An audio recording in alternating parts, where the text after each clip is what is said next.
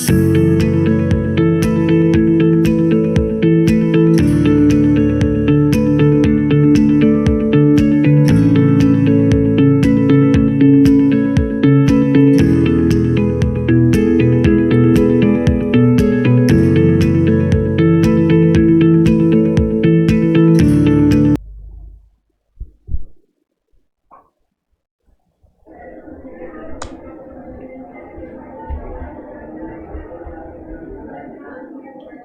Afternoon. कैसे हैं आप लोग? सब बढ़िया। चलिए आज एक और चैप्टर शुरू करते हैं जिसका नाम है ब्रांच अकाउंटिंग।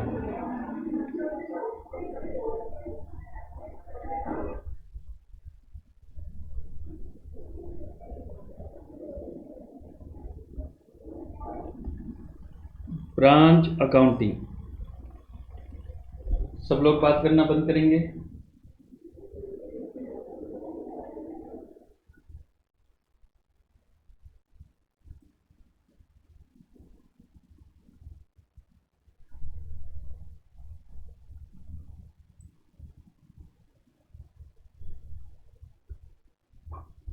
ब्रांच अकाउंटिंग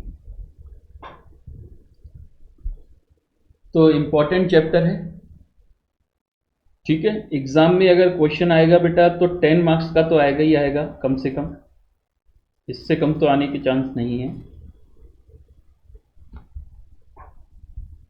बढ़िया चैप्टर है, थोड़ा सा लेंदी है लेकिन है आसान, क्योंकि कई सारे कॉन्सेप्ट हैं जो पढ़ने हैं इस चैप्टर में, ठीक है।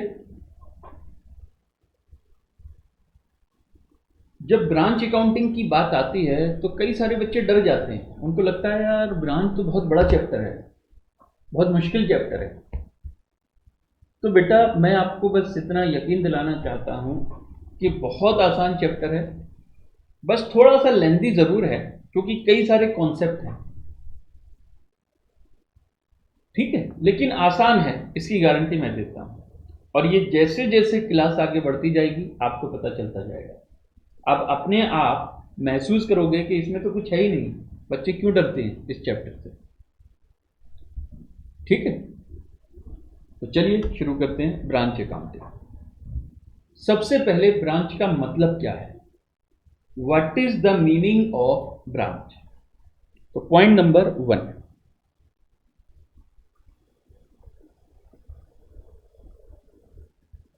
Meaning of branch. ब्रांच किसको बोलते हैं, पहले तो हमको यह समझना है कि ब्रांच बोलते किसको। देखो बेटा पहले समझ लो फिर लिखवाता हूं। मैंने एक बिजनेस स्टार्ट किया, कहां? दिल्ली में। दिल्ली में किसी भी जगह मैंने एक बिजनेस स्टार्ट किया।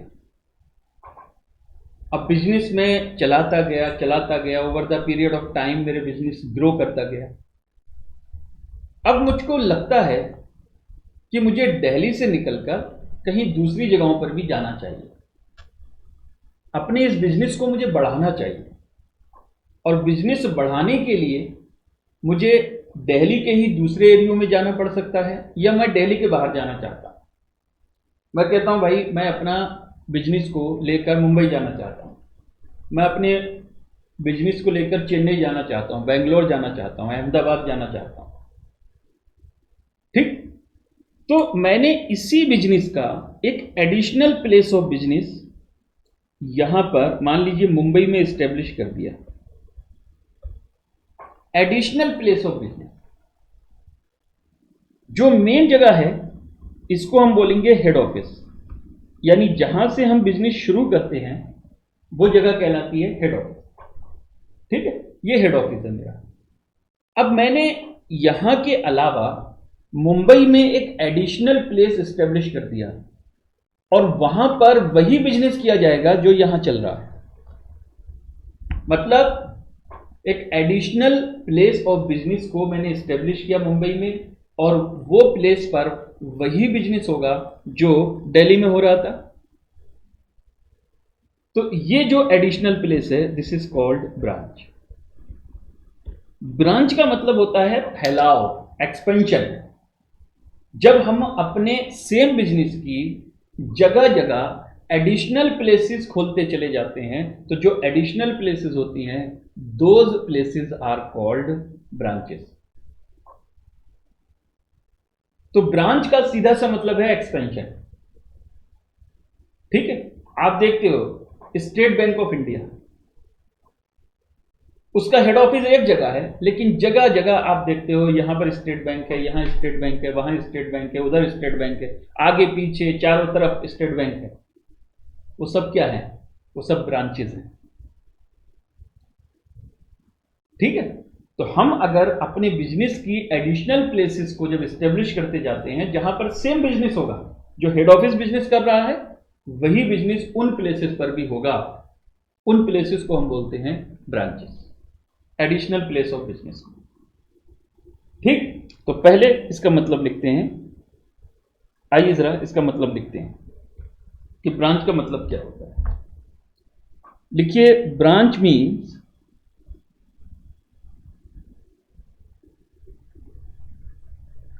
Additional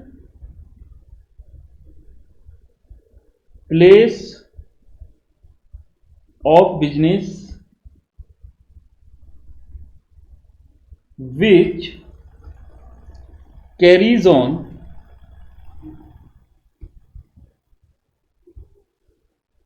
same business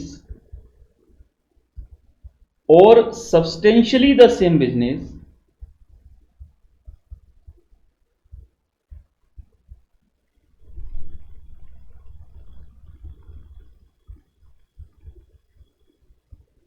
which is carried on by head office. इसको हम एचओ बोलते हैं। अच्छा, अगर कहीं ब्रांच है तो बेटा एचओ जरूर होगा, यानी बिना एचओ के ब्रांच का एग्जिस्टेंस नहीं है। जब एचओ है तभी ब्रांच होगा, अगर एचओ नहीं है तो ब्रांच भी नहीं है। आप कहो कि खाली ब्रांच है, नहीं। जो आपका अगर एक ही प्लेस ऑफ बिजनेस है तो वो आपका हेड ऑफिस ही है, फिर वो ब्रांच नहीं है। ब्रांच का मतलब होता है एडिशनल प्लेस ऑफ बिजनेस। ठीक, अब देखिए ये क्यों बनाई जाती हैं। मैंने बोला ना कि एक्सपेंशन के लिए बनाई जाती हैं। कभी कभी क्या है, ऑर्डर बुक करने के लिए आप कोई एडिशनल प्लेस एस्टेब्लिश कर देते हो। कभी कभी क्या होता है, सिर्फ गुड्स खरीदने के लिए कि एक जगह पर हमारा एक एडिशनल प्लेस हमने एस्टेब्लिश कर दिया, वो वहां पर गुड्स खरीदेगा और गुड्स खरीद कर हेड ऑफिस को भेजेगा। कभी कभी क्या होता है ना कि मटेरियल हम बाहर से खरीदते हैं, तो वहां पर हमने एक ब्रांच एस्टेब्लिश कर दी और ब्रांच का काम है मटेरियल वहां से खरीदना और हेड ऑफिस को भेजना। या फिर ऑर्डर बुक करने के लिए कि ब्रांच का काम होगा ऑर्डर बुक करना, हेड ऑफिस यहां से गुड्स भेजेगा और वो गुड्स को डिलीवर कर देगा कस्टमर। तो ब्रांच का मतलब additional place of business which carries on either the same business or substantially the same business as carried on by head office. Without head office there is no branch. Head office होगा तभी branch होगी। ठीक है, क्योंकि branch का मतलब ही होता है एडिशनल प्लेस ऑफ बिजनेस। अच्छा, अब कितने तरीके की ब्रांच होती हैं? आइए, types of branch. Types of branch.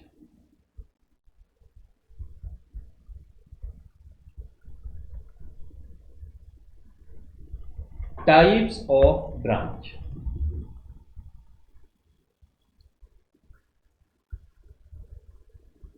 लिखेंगे ब्रांचेस, और इसको मैं पहले दो पार्ट में बांटूंगा।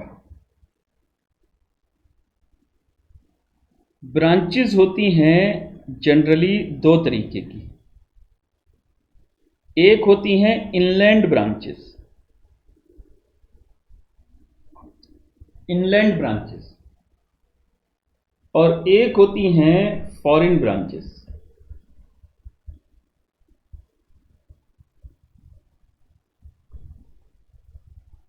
इनलैंड ब्रांचेस और फॉरेन ब्रांचेस।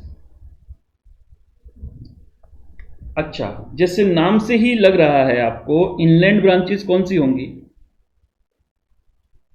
जी हाँ, जो ब्रांच इंडिया में सिचुएटेड है उसको हम बोलेंगे इनलैंड ब्रांचेस, और जो ब्रांच हमारी इंडिया के बाहर सिचुएटेड है उसको हम बोलेंगे फॉरेन ब्रांचेस। ठीक है, तो branches situated with in India,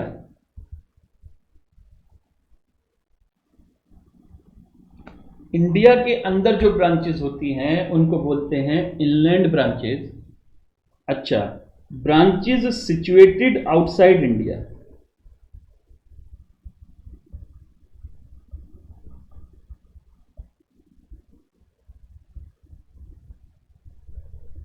outside India उनको बोलते हैं फॉरेन ब्रांचेस। हमने कोई ब्रांच न्यूयॉर्क में खोल दिया, हमने कोई ब्रांच लंदन में खोल दिया, हमने कोई ब्रांच दुबई में खोल दिया, दीज आर फॉरेन ब्रांचेस। और हमने कोई ब्रांच मुंबई में खोला, गाजियाबाद में खोला, मेरठ में खोला, ठीक है, चेन्नई में खोला, बेंगलोर में खोला, ये सारी ब्रांचेस क्या कहलाएंगी? Inland branches. ठीक है। अच्छा, इनलैंड और फॉरेन के अलावा अकाउंटिंग पॉइंट ऑफ व्यू से हम ब्रांच को दो और पार्ट में डिवाइड करते हैं, यानी इनलैंड ब्रांचेस को हम दो और पार्ट में डिवाइड करते हैं। कौन से दो पार्ट में? एक होती हैं डिपेंडेंट ब्रांचेस,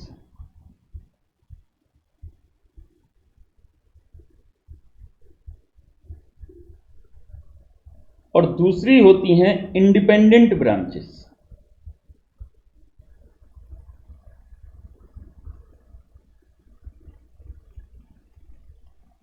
अच्छा, डिपेंडेंट और इंडिपेंडेंट मतलब एक आजाद ब्रांच और एक डिपेंडेंट ब्रांच। आजाद नहीं है, डिपेंड है वो। इसका क्या मतलब है बेटा? ये जो मैंने क्लासिफिकेशन किया डिपेंडेंट और इंडिपेंडेंट का, this is only because of accounting purpose. Accounting purpose से हम ब्रांचेस को दो पार्ट में डिवाइड कर देते हैं। एक होती हैं डिपेंडेंट ब्रांचेस, एक होती हैं इंडिपेंडेंट ब्रांचेस। अब डिपेंडेंट कौन सी होगी, इंडिपेंडेंट कौन सी होगी? अगर कोई ब्रांच अपने खाते खुद बनाती है, खातों का मतलब है अपनी जर्नल, अपना लेजर, अपना ट्रायल बैलेंस, अपना फाइनेंशियल स्टेटमेंट, अगर ब्रांच खुद बनाती है तो वो ब्रांच कहलाती है इंडिपेंडेंट ब्रांच। वो ब्रांच कहलाएगी इंडिपेंडेंट ब्रांच। अच्छा, इसका मतलब अगर कोई ब्रांच अपने खाते खुद नहीं बनाती तो वो डिपेंडेंट होगी? जी हां। तो सर ऐसी कौन सी ब्रांच होती है जो अपने खाते खुद नहीं बनाती? बहुत सारी ब्रांच होती है, छोटी मोटी ब्रांचेस अपने खाते खुद तैयार नहीं करती, उनकी अकाउंटिंग हेड ऑफिस रखता है। क्यों? क्योंकि देखिए, बहुत ज्यादा ट्रांजैक्शन वहां होते नहीं होंगे। जो छोटी ब्रांचेस हैं उनमें बहुत ज्यादा ट्रांजैक्शन होते नहीं हैं। ऐसी ब्रांचेस जनरली होती हैं जो सिर्फ गुड्स मंगाती हैं हेड ऑफिस से और अपने कस्टमर को डिलीवरी कर देती हैं। ऑर्डर बुक करती हैं, हेड ऑफिस को बोल देती हैं कि आप गुड्स भेज दीजिए, और हेड ऑफिस गुड्स भेज देता है और वो भेज देती हैं कस्टमर को। जो पैसे आते हैं वो हेड ऑफिस को रेमिट कर देते हैं। तो ये अपनी यहां सिर्फ कुछ रजिस्टर तैयार करती हैं, प्रॉपर अकाउंटिंग नहीं करती। प्रॉपर अकाउंटिंग का मतलब होता है जर्नल या सब्सिडरी बुक बनाना, फिर लेजर बनाना, फिर ट्रायल बैलेंस बनाना, फिर फाइनेंशियल स्टेटमेंट बनाना। ये प्रॉपर अकाउंटिंग होती है। अगर आपने एक दो रजिस्टर रख लिए, उसमें डेटर्स की डिटेल रख ली, उसमें कैश की डिटेल रख ली, उसमें कितना गुड्स बेचा, कितना खरीदा, सिर्फ ये रजिस्टर में डिटेल रख ली, अकाउंटिंग नहीं की, डबल एंट्री सिस्टम फॉलो नहीं किया, तो ये अकाउंटिंग नहीं हुआ। फिर ये अकाउंटिंग नहीं है। तो जो ब्रांचेस अपनी यहाँ डबल एंट्री सिस्टम के बेसिस पर अकाउंटिंग नहीं करती, ना वो जर्नल बनाते हैं अपने, ना लेजर बनाते हैं, ना ट्रायल बैलेंस बनाते हैं, ना फाइनेंशियल स्टेटमेंट बनाते हैं, वो ब्रांचेस कहलाती हैं डिपेंडेंट ब्रांचेस। ठीक, तो जो डिपेंडेंट और इंडिपेंडेंट जो हमने यहां पर क्लासिफिकेशन किया है, these are just because for accounting purpose, nothing else. Generally हर ब्रांच हेड ऑफिस के इंस्ट्रक्शन पर ही काम करती है। भाई हेड ऑफिस की एक एडिशनल प्लेस है ब्रांच, तो जो हेड ऑफिस कहेगा वो ब्रांच को करना पड़ता है। तो एक तरीके से ब्रांच हेड ऑफिस के ऊपर डिपेंड होती है। तो हमें उस डिपेंडेंसी के पॉइंट ऑफ व्यू से नहीं सोचना, यहां पर हमें देखना है अकाउंटिंग पॉइंट ऑफ व्यू से। अगर ब्रांच अपने खाते खुद बना रही है तो वो इंडिपेंडेंट है, अगर ब्रांच के खाते हेड ऑफिस तैयार करता है तो वो डिपेंडेंट ब्रांच है।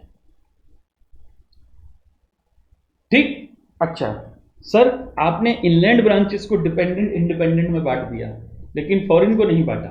फॉरेन ब्रांच बेटा जनरली इंडिपेंडेंट ही होती हैं। क्यों? क्योंकि वो अपने खाते खुद तैयार करती हैं।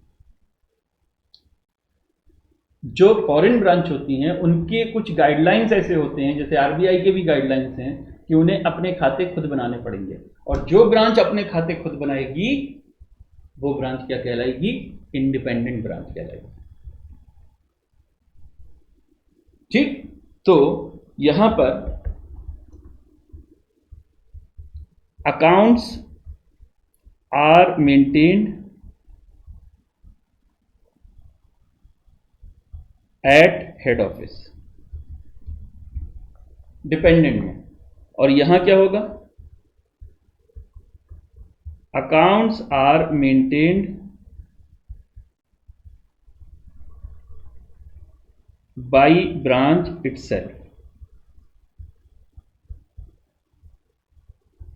जब ब्रांच अपने खाते खुद बना रही है, अपना जर्नल, अपना लेजर, अपना ट्रायल बैलेंस, अपना फाइनेंशियल, तो वो इंडिपेंडेंट ब्रांच। और ब्रांच के खाते अगर हेड ऑफिस में मेंटेन किए जाते हैं, ठीक है, जो ब्रांच ने सेल किया उसकी एंट्री ब्रांच नहीं डालेगा, हेड ऑफिस डालेगा।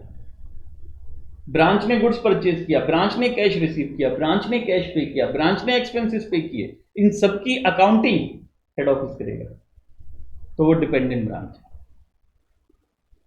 ब्रांच अपने यहां सिर्फ रजिस्टर, कुछ स्लिप वो रखता है,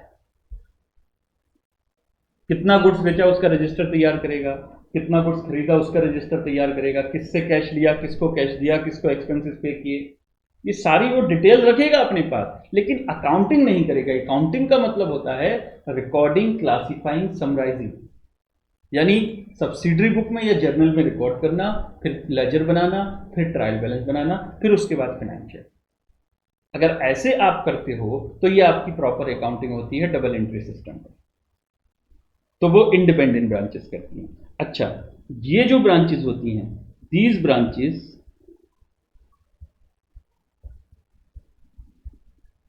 are generally independent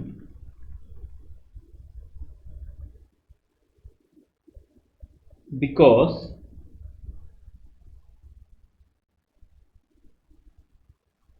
these branches prepare their accounts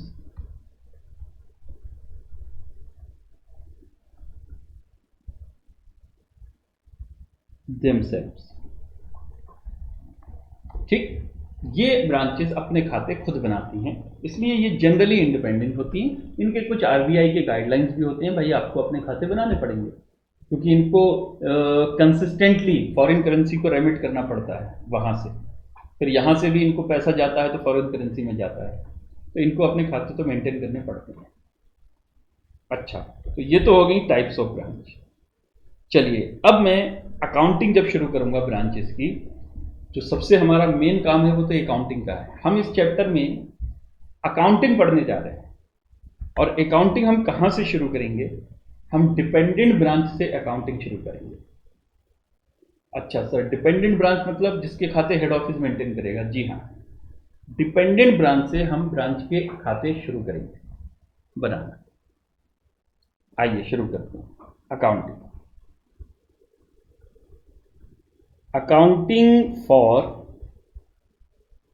branches.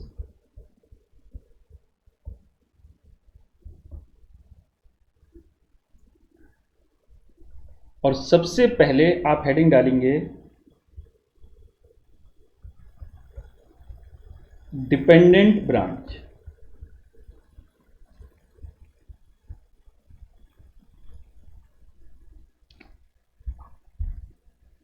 ठीक, डिपेंडेंट ब्रांच। चलिए शुरू करते हैं। पहले लिखिए इसका मतलब, those branches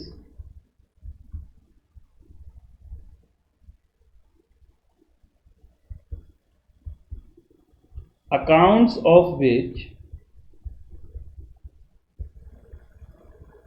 are maintained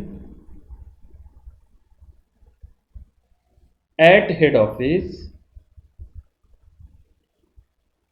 are called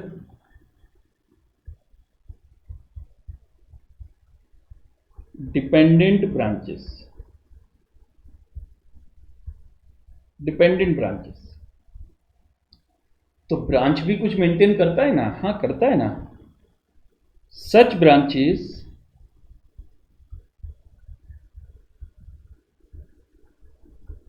only prepare registers for recording sale, purchase, expenses, etc., but does not prepare proper accounts as per double entry system.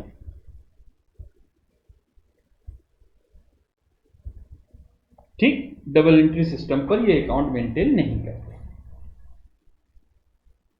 अच्छा, अब इनका प्रॉफिट तो निकालना पड़ेगा कि इस ब्रांच ने प्रॉफिट कमाया या लॉस इनकर किया। तो हेड ऑफिस इनका प्रॉफिट और लॉस कुछ मेथड लगाकर निकालता है। तो वो कौन से मेथड होते हैं, आइए वो मुझे पढ़ाना है आपको डिपेंडेंट ब्रांच की अकाउंटिंग में। लिखिए, हेड ऑफिस कैलकुलेट प्रॉफिट और loss of dependent branch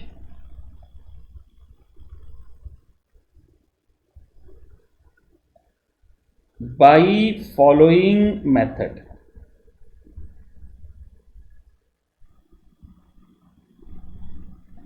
by following method, कौन कौन से मेथड, आइए वो मैं आपको बताता हूं।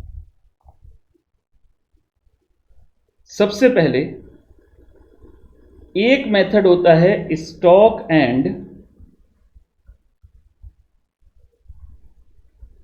Debtors method. Stock and debtors method पहला मेथड। दूसरा एक मेथड होता है बेटे डेटर्स मेथड। लीजिए डेटर्स मेथड, डेटर्स मेथड। और तीसरा होता है फाइनल अकाउंट मेथड।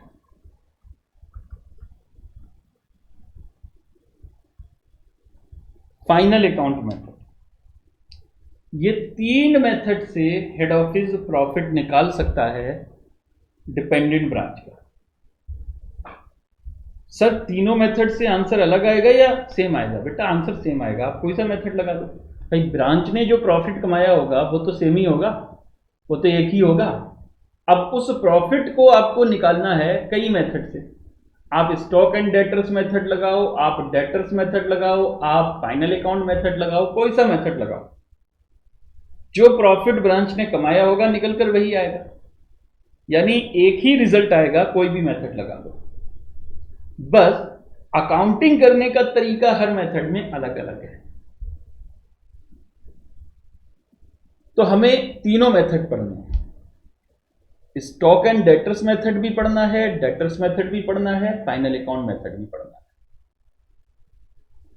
आप बस मेरे को 1 घंटा देंगे, 1 घंटे के अंदर अंदर मैं आपको यह सिखा दूंगा कि ब्रांच का प्रॉफिट यानी डिपेंडेंट ब्रांच का प्रॉफिट कैसे निकाला जाता है। और अभी एक मेथड पढ़ेंगे हम, पहले stock and debtors method.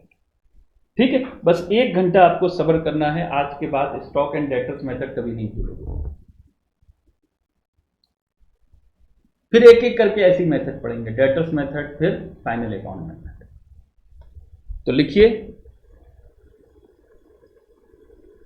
Stock and debtors method.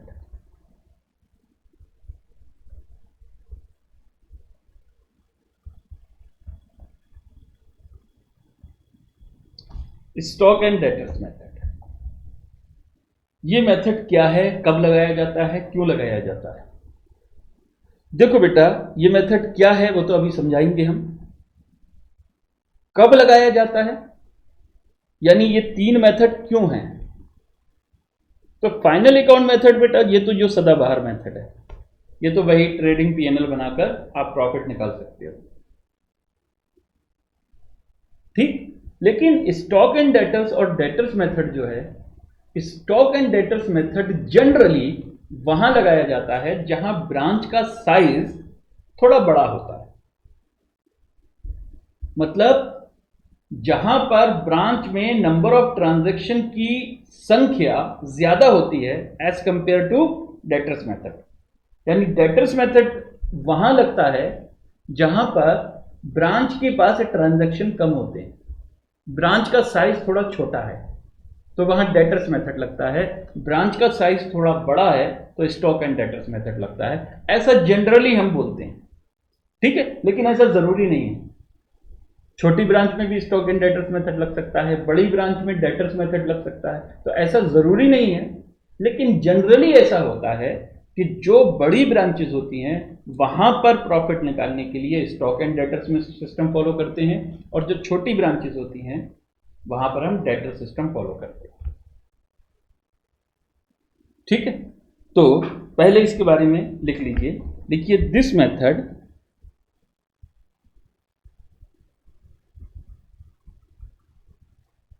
is used to calculate profit for those branches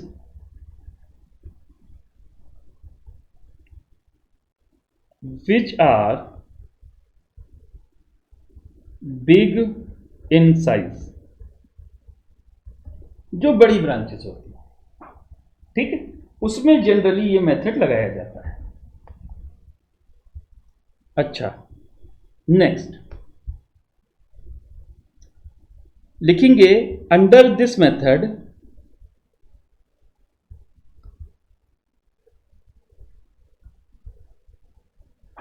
following accounts are prepared to calculate profit, branch profit। Branch का प्रॉफिट कैलकुलेट करने के लिए कुछ अकाउंट्स बनाने पड़ते हैं।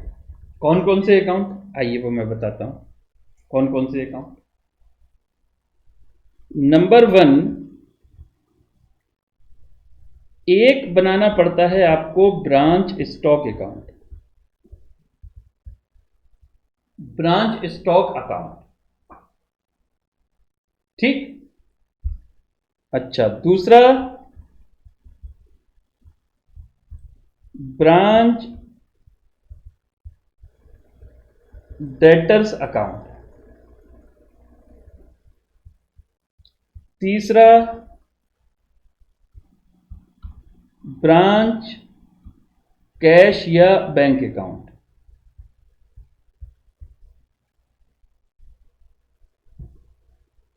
चौथा goods sent to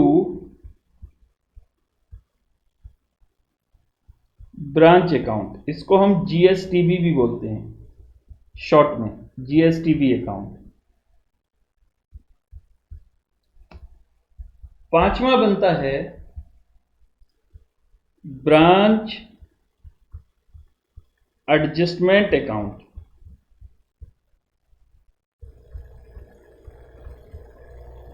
branch adjustment account. फिर हम बनाते हैं ब्रांच एक्सपेंसेस अकाउंट।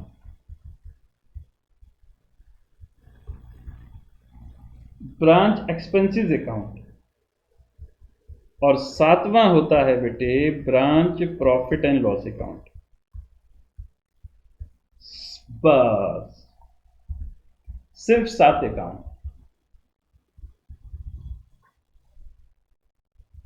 लेकिन घबराओ मत, छोटे छोटे अकाउंट है बेटा।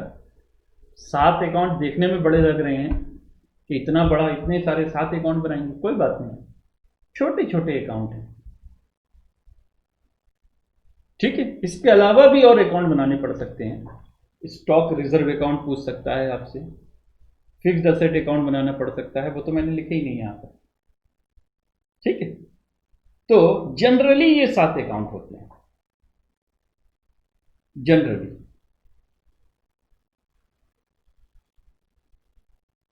ठीक। अच्छा, ये जो अकाउंट होते हैं 7 अकाउंट, इसमें से जो ये एक पांचवा अकाउंट है ब्रांच एडजस्टमेंट अकाउंट, ये नहीं बनेगा अगर गुड्स ब्रांच को हमने कॉस्ट पर भेजा है। तो 6 ही अकाउंट बनाने हैं फिर आपको।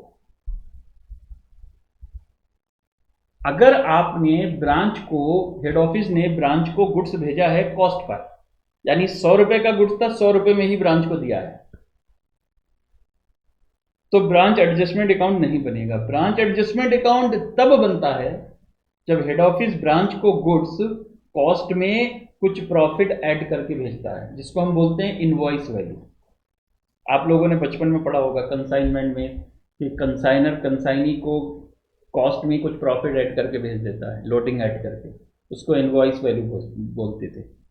ऐसे ही हेड ऑफिस भी ब्रांच को कभी कभी गुड्स इनवॉइस वैल्यू पर भेजता है, यानी कॉस्ट में कुछ प्रॉफिट ऐड करके भेज देता है, तो उसको बोलते हैं goods sent to branch at invoice value. In that case branch adjustment account बनेगा।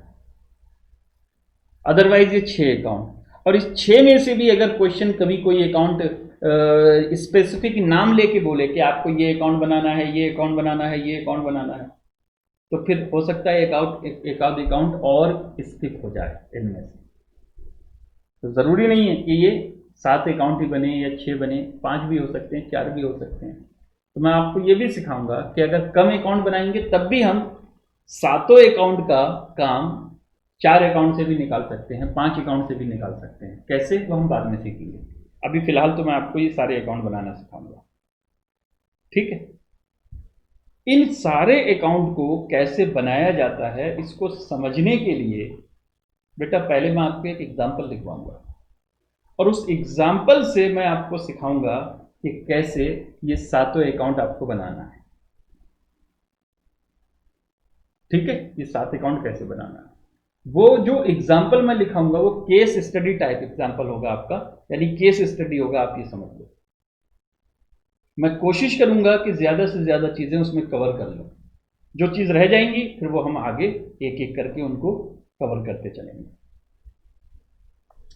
तो चलिए एक एग्जाम्पल लिखिए।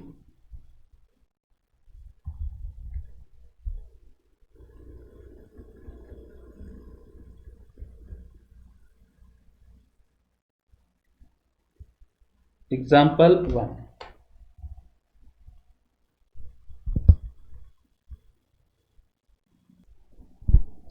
लिखिए head office in Delhi has a branch in Noida. ठीक है, head office sent goods to branch at cost. Head office branch को goods cost per भेजता है। अच्छा बेटा, जब हेड ऑफिस ब्रांच को गुड्स कॉस्ट पर भेजेगा तो ये जो 7 अकाउंट मैंने बताए थे ना, इनमें से एक अकाउंट नहीं बनेगा। कौन सा वाला? ब्रांच एडजस्टमेंट अकाउंट, यानी 6 अकाउंट बनेंगे। तो एडजस्टमेंट वाला अकाउंट आप इग्नोर करोगे अगर गुड्स कॉस्ट पर भेजा है हेड ऑफिस ने ब्रांच को। आगे लिखेंगे from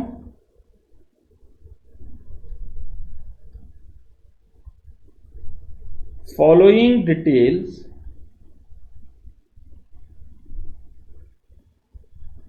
calculate profit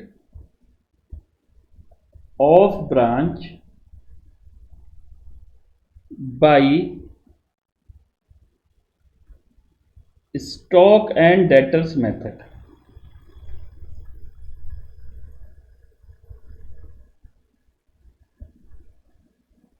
stock and debtors method. सबसे पहले ब्रांच स्टॉक ऑन 1/1/2019 ये है 1.5 lakh.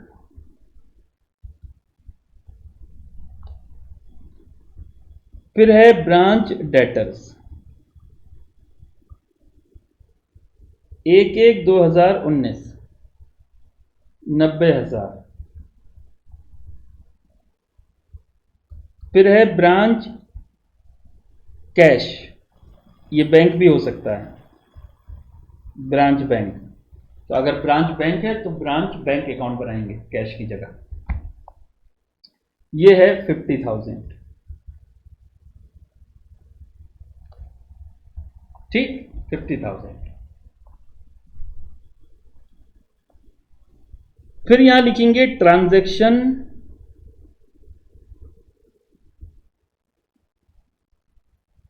During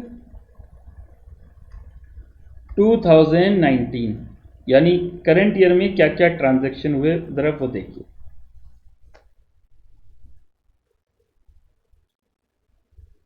goods sent to branch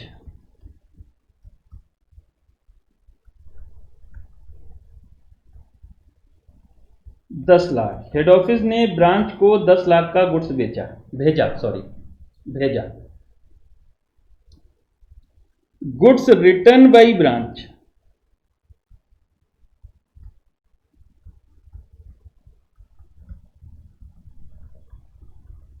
to head office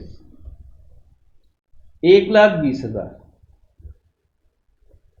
कभी कभी क्या होता है कि हेड ऑफिस ने तो ब्रांच को गुड्स भेज दिया, लेकिन ब्रांच को गुड्स पसंद नहीं आया, उसकी स्पेसिफिकेशन के हिसाब से नहीं था, या गुड्स डैमेज हो गया रास्ते में, या एक्सिस गुड्स हेड ऑफिस ने ब्रांच को भेज दिया, तो ब्रांच ने उस गुड्स को वापस कर दिया। ठीक है, वापस कर दिया। उसके बाद गुड्स सोल्ड बाई ब्रांच लीजिए। अब ब्रांच गुड्स बेचेगा, और जब ब्रांच गुड्स बेचेगा बेटा तो क्या कैसे बेचेगा? कैश में भी बेचेगा, क्रेडिट में भी बेचेगा, इन कैश और इन क्रेडिट। क्रेडिट मतलब ऑन क्रेडिट। ठीक है, क्रेडिट मतलब उधार में। तो 6 लाख मान लीजिए गुड्स कैश में बेचा, और 8 लाख गुड्स बेचा है क्रेडिट में। ठीक, अच्छा, फिर सेल रिटर्न लीजिए, cell return by debtors debtors ने गुड्स वापस कर दिया, कितने का? मान लीजिए 50,000 का।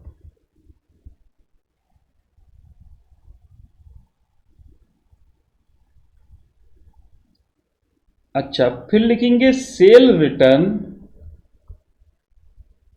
By debtors direct to head office 20,000। अच्छा, इसका कॉस्ट है बेटा 15,000। लो जी, हेड ऑफिस ने मतलब डेटर्स ने गुड्स डायरेक्टली हेड ऑफिस को वापस कर दिया। 20,000 की सेल वैल्यू का गुड्स था, कॉस्ट है 15,000। ठीक। फिर है कैश रिसीव्ड। लीजिए, cash received from debtors. Cash received from debtors है 4.5 लाख। ठीक है। बैड डेट्स, लो जी, कुछ बैड डेट्स भी हो गए, कुछ डेटर्स ने पैसे नहीं दिए, 10,000। कोई डिस्काउंट अलाउड भी हो गया,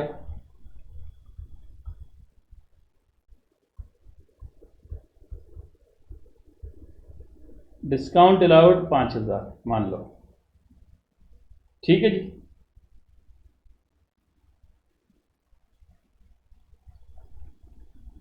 कैश सेंट टू ब्रांच। लीजिए, ब्रांच को कैश भेजा 1 लाख का।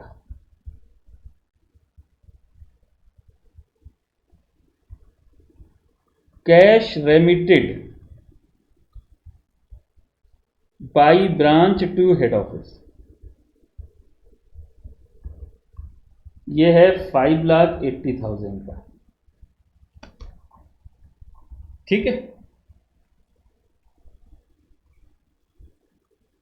एक्सपेंसेस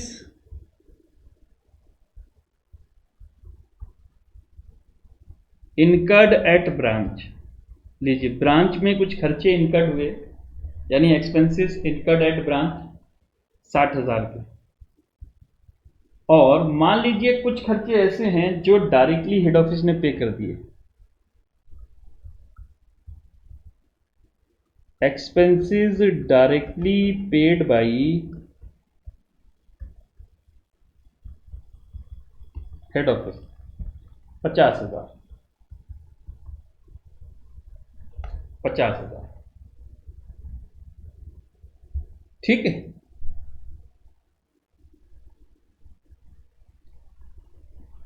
अच्छा, अब आइए जरा कुछ क्लोजिंग बैलेंस लिखते हैं। बैलेंस ऑन 31 दिसंबर 2019 को ब्रांच स्टॉक, स्टॉक का बैलेंस दे रखा है 220। Branch debtors question mark, branch cash question mark. बस ये क्वेश्चन है। ठीक है, ये क्वेश्चन है बेटा।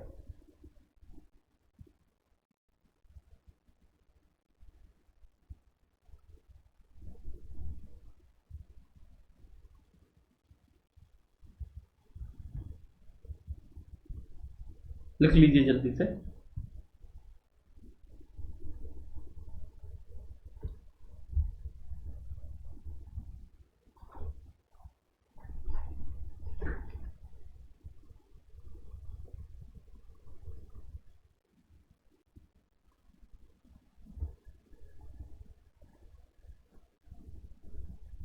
गुड्स कॉस्ट पर भेजा है, इसलिए ब्रांच एडजस्टमेंट अकाउंट बनाने की जरूरत नहीं है, लेकिन बाकी 6 अकाउंट बनाने हैं आपको। कौन कौन से? Stock account, debtors account, cash account, goods sent to branch account.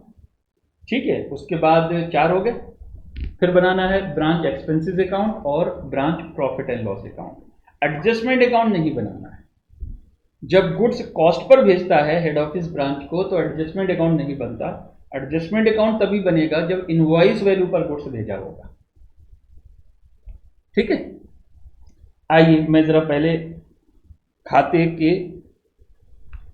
जो खाते हमको बनाने हैं पहले उनको फॉर्मेट बना दो। सबसे पहले ब्रांच स्टॉक अकाउंट,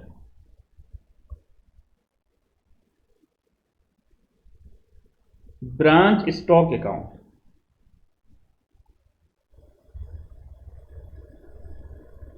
सर क्या पर्टिकुलर डेट पर्टिकुलर लिखना जरूरी है? कोई जरूरी नहीं है, कोई जरूरी नहीं।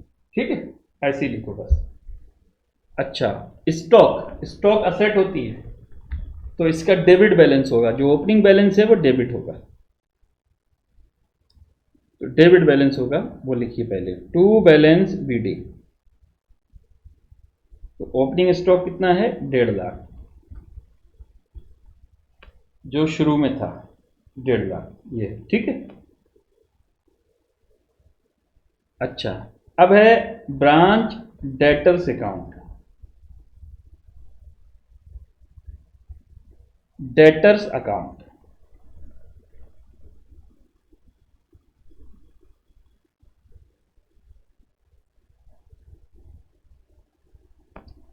ये भी असेट होती है इसलिए इसका भी बैलेंस डेबिट होगा। तो जो ओपनिंग बैलेंस है पहले वो लिख दो, टू बैलेंस बीडी, इसका है 90,000, 90,000। अच्छा, फिर है ब्रांच कैश अकाउंट। अच्छा, कैश की जगह अगर बैंक बैलेंस दे रखा है तो ब्रांच बैंक अकाउंट बनेगा कैश की जगह।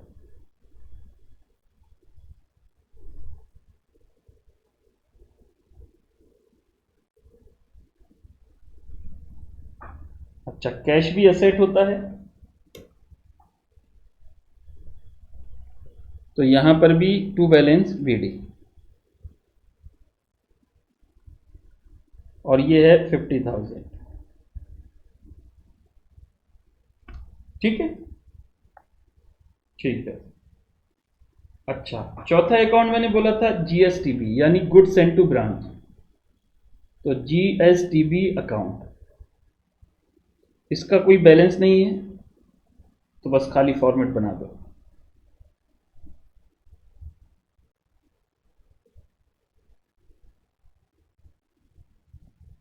अच्छा, उसके बाद है ब्रांच एक्सपेंसेस अकाउंट,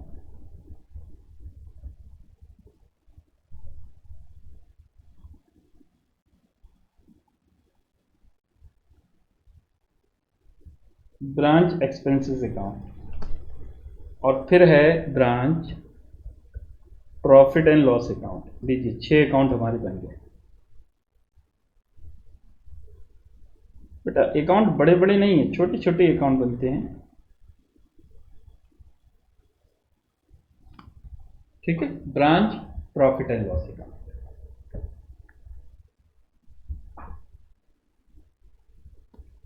ये हमारे अकाउंट बन गए।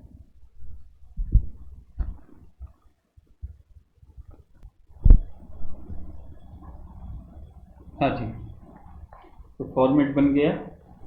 आइए बेटा अब मैं क्या करूंगा, इन अकाउंट्स में जितने भी ये ट्रांजैक्शन हैं सब रिकॉर्ड किए जाएंगे।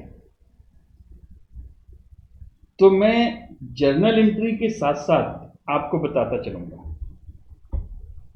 तो पहले आप यहां लिखेंगे जर्नल एंट्रीज।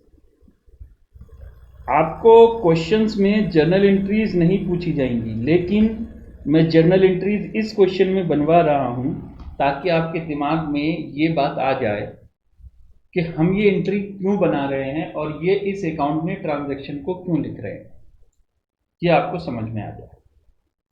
ठीक है, सबसे पहले ओपनिंग बैलेंस में लिख चुका हूं, स्टॉक का बैलेंस स्टॉक के डेबिट में, डेटर्स का बैलेंस डेटर्स के डेबिट में, कैश का बैलेंस कैश के डेबिट में हम लिख चुके हैं। सबसे पहला ट्रांजैक्शन हमारा होगा number 1, goods when goods is sent to branch. अच्छा, ये सारे खाते बन कहाँ रहे हैं, पहले आप ये सोचो। ये सारे खाते बन रहे हैं हेड ऑफिस की बुक्स में। मतलब ये जो अकाउंटिंग हो रही है ये हो रही है इन बुक्स ऑफ हेड ऑफिस। मतलब ब्रांच अपने खाते खुद नहीं बनाता, हेड ऑफिस ये सारे खाते बना रहा है ब्रांच के लिए, ब्रांच के बिहाफ पर, ब्रांच का प्रॉफिट निकालने के लिए। ठीक है, तो जब हेड ऑफिस ब्रांच को गुड्स भेजता है तो आप सोचिए जब हेड ऑफिस ब्रांच को गुड्स भेजेगा तो जो ब्रांच का स्टॉक है वो बढ़ जाएगा, जो ब्रांच के पास स्टॉक रखा होगा वो बढ़ जाएगा, और जो हेड ऑफिस का अपना स्टॉक था वो कम हो जाएगा। भाई एक बात बताओ, ये है हेड ऑफिस का स्टॉक, यहां पर ये गुड्स रखा हुआ है, ये है ब्रांच का स्टॉक। ठीक है, अब बताइए मैंने ये गुड्स यहां से उठाकर यहां ले जाकर रख दिया, मतलब हेड ऑफिस से गुड्स कहां चला गया, ब्रांच के पास चला गया। तो गुड्स सेंड टू ब्रांच, तो हेड ऑफिस का जो स्टॉक था वहां से गुड्स उठकर ब्रांच के स्टॉक में चला गया, तो ब्रांच का स्टॉक बढ़ गया, हेड ऑफिस का स्टॉक कम हो गया। ठीक है, अब स्टॉक हेड ऑफिस का हो या ब्रांच का हो, दोनों ही असेट है, और जो असेट बढ़ती है वो डेबिट होती है और जो असेट घटती है वो क्रेडिट होती है। ये आप भली भांति जानते हो, सब लोग जानते हैं। तो असेट बढ़ती है डेबिट, घटती है तो क्रेडिट। इसका मतलब ब्रांच का स्टॉक बढ़ा तो ब्रांच स्टॉक अकाउंट तो डेबिट होगा, ये बात तो क्लियर है। ब्रांच स्टॉक अकाउंट डेबिट होगा क्योंकि ब्रांच का स्टॉक बढ़ा, तो branch stock account debit. Credit क्या होगा, to head office stock, HO stock credit, क्योंकि एचओ का स्टॉक कम हो रहा इसलिए वो क्रेडिट होगा। लेकिन हम एचओ स्टॉक को क्रेडिट नहीं करते हैं, हम एक नए खाते को क्रेडिट करते हैं और उस खाते का नाम होता है जीएसटीबी, यानी goods send to branch account. जब हेड ऑफिस ब्रांच को गुड्स भेजता है तो हेड ऑफिस के स्टॉक से गुड्स निकल कर जाता है और ब्रांच के स्टॉक में पहुंच जाता है, तो ब्रांच का स्टॉक तो बढ़ गया, तो ब्रांच स्टॉक अकाउंट डेबिट होगा। लेकिन हेड ऑफिस स्टॉक क्रेडिट ना होकर उसकी जगह एक खाता क्रेडिट होगा जिसका नाम है goods send to branch account. Sir ये goods send to branch account आपने क्रेडिट क्यों किया, इसके पीछे क्या रीजन है, उसके पीछे क्या रीजन है, अभी मैं बताता हूं क्या रीजन। देखो बेटा, जब आप गुड्स खरीदते हो तो परचेज अकाउंट को डेबिट करते हो, आपको पता है ना। गुड्स खरीदते हो तो परचेज अकाउंट डेबिट होता है, जब गुड्स बेचते हो तो सेल अकाउंट क्रेडिट होता है, टू सेल अकाउंट होता है। जब गुड्स खरीदते हो तो परचेज अकाउंट डेबिट होता है, जब गुड्स बेचते हो तो सेल अकाउंट क्रेडिट होता है। ये आपको पता है या नहीं? जी सर पता है। ठीक, सबको पता होगा ये। सेल के अलावा अगर बिजनेस से गुड्स बाहर जाता है तो परचेज अकाउंट क्रेडिट होता है। ये आप लोगों ने बचपन में पढ़ा होगा, 11th में, 12th में, फाउंडेशन में आपने पढ़ा होगा कि सेल के अलावा गुड्स बिजनेस के बाहर जाता है तो परचेज अकाउंट क्रेडिट होता है, और जिस पर्पस के लिए गुड्स गया है वो पर्पस डेबिट होता है। कैसे? जैसे गुड्स जल गया तो एंट्री बनती थी loss by fire to purchase. Goods चोरी हो गया तो एंट्री होती थी loss by fire, loss by theft to purchase. Goods charity के तौर पर दे दिया तो एंट्री होती थी charity account debit to purchase. Goods drawing कर लिया, पर्सनल यूज के लिए ले लिया तो एंट्री होती थी drawing account debit to purchase. Goods advertisement के तौर पर दे दिया तो एंट्री होती थी advertisement account debit to purchase. Goods employ को सैलरी के तौर पर दे दिया तो एंट्री होती थी salary account debit to purchase. होती थी ना। ऐसे ही गुड्स ब्रांच को भेज दिया तो एंट्री बनेगी goods send to branch account debit to purchase, यानी परचेज हमको क्रेडिट करना है हमेशा जब कभी भी गुड्स बिजनेस के बाहर जाएगा, सेल के अलावा, सेल के तौर पर जाएगा तो सेल अकाउंट क्रेडिट होगा, लेकिन सेल के अलावा कभी भी गुड्स बिजनेस के बाहर जाएगा तो परचेज अकाउंट क्रेडिट होगा। ठीक है, और जिस पर्पस के लिए गुड्स बाहर गया है वो पर्पस डेबिट हो जाएगा। अब यहां पर ब्रांच को भेजा तो goods send to branch account debit to purchase account, ये एंट्री बनी। ठीक है, और उसके बाद जब एक खाता आपने ये खोल दिया, इस खाते को बंद करके हम स्टॉक अकाउंट में ट्रांसफर कर देते हैं। जब हम स्टॉक अकाउंट बनाते हैं तो हम ब्रांच स्टॉक को डेबिट करते हैं, और ये खाता जो हमने डेबिट किया था इसको हम यहां पर लाकर क्रेडिट कर देते हैं टू जीएसटीवी करके।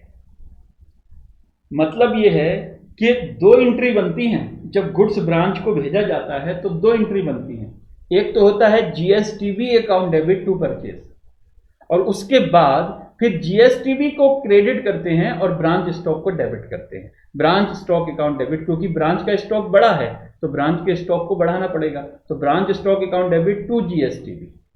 अगर आपने ये एंट्री नहीं बनाई होती तो आप यहां पर सीधा टू परचेज भी लिख सकते थे, लेकिन चूंकि आप जीएसटीवी अकाउंट बनाते हो तो पहले जितना गुड्स ब्रांच को भेजने वाले हो वो परचेज से निकालते हो और जीएसटीवी में ले जाकर डेबिट कर देते हो, और उसके बाद जीएसटीवी अकाउंट को क्रेडिट करते हो आप जब गुड्स ब्रांच को भेजा जाता है तब।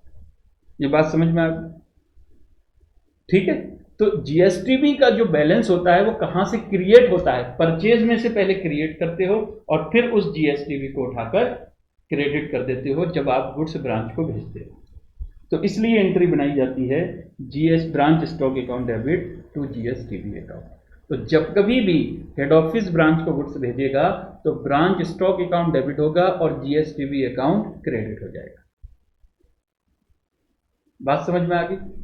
ठीक है, आइए इसकी एंट्री बना देते हैं।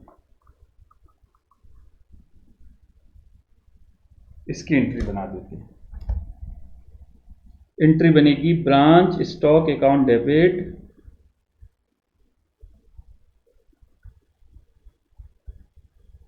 To goods and to branch account. अच्छा, इस क्वेश्चन में 10 लाख का गुड्स ट्रांसफर किया है, 10 लाख का। ठीक है, 10 लाख का गुड्स ट्रांसफर किया है। आइए इसकी पोस्टिंग क्या होगी? आप ब्रांच स्टॉक अकाउंट भी बना रहे हो और जीएसटीवी अकाउंट भी बना रहे हो। स्टॉक अकाउंट के डेबिट में आ जाएगा टू जीएसटीवी 10 लाख, और जीएसटीवी अकाउंट के क्रेडिट साइड में आ जाएगा बाई ब्रांच स्टॉक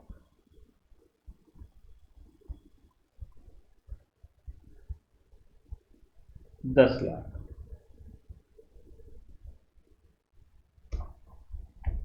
ठीक है जी, तो आप जब कभी भी हेड ऑफिस ब्रांच को गुड्स भेजेगा तो ब्रांच स्टॉक डेबिट होगा और जीएसटीवी क्रेडिट होगा।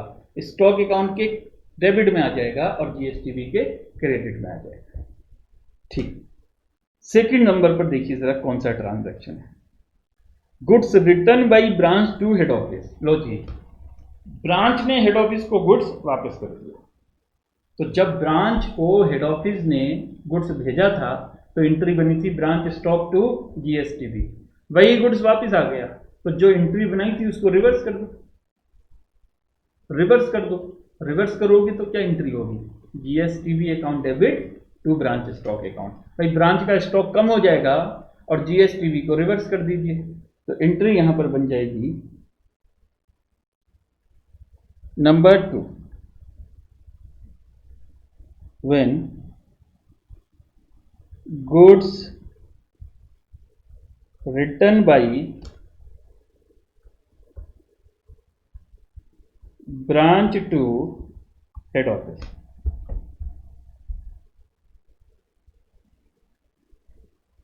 Goods return to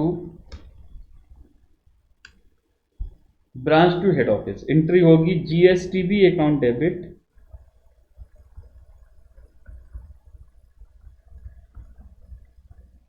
branch stock account.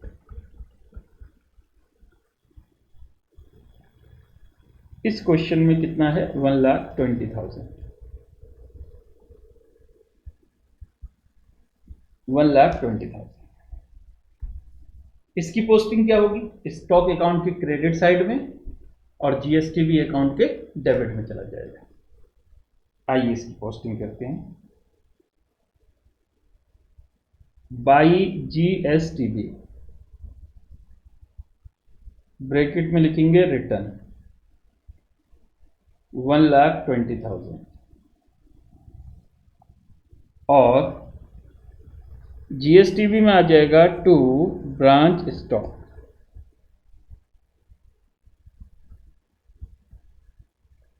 Return कितना? 1,20,000। ठीक है।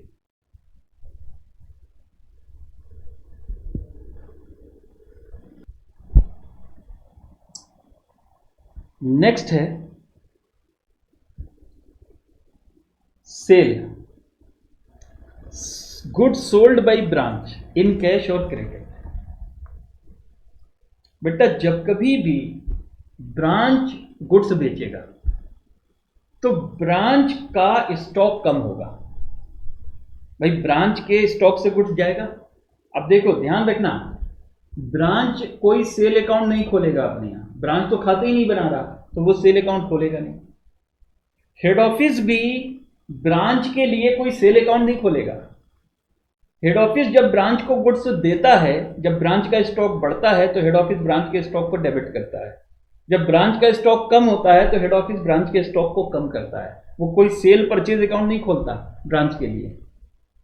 ठीक है, गुड्स आएगा ब्रांच के पास तो हेड ऑफिस उसके स्टॉक को डेबिट कर देगा। जब ब्रांच के पास से गुड्स जाएगा तो हेड ऑफिस उसके स्टॉक को क्रेडिट कर देगा, चाहे परचेज के थ्रू चाहे सेल के थ्रू, जैसे भी हेड ऑफिस स्टॉक को डेबिट और क्रेडिट करेगा जब भी ब्रांच के पास गुड्स आएगा या ब्रांच के पास से गुड्स जाएगा। ठीक है, तो सेल करने से चाहे कैश में गुड्स बेचो चाहे क्रेडिट में गुड्स बेचो, हेड ऑफिस के पास से तो गुड्स जाएगा। और जब हेड ऑफिस के पास से गुड्स जाएगा तो हेड ऑफिस का स्टॉक कम होगा और हेड ऑफिस स्टॉक क्रेडिट होगा। ठीक है, अब डेबिट क्या होगा?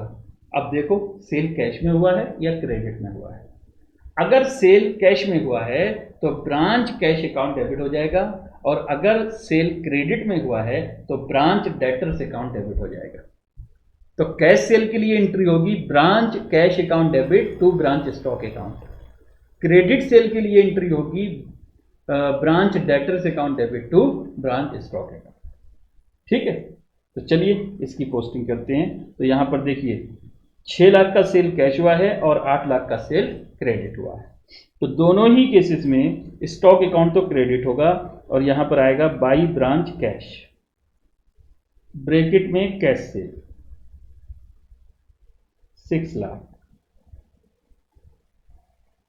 बाई ब्रांच डेटर्स क्रेडिट से 8 लाख। अच्छा, डेटर्स अकाउंट के डेबिट में आएगा टू ब्रांच स्टॉक, जो क्रेडिट सेल है उसके लिए, जो क्रेडिट सेल है उसके लिए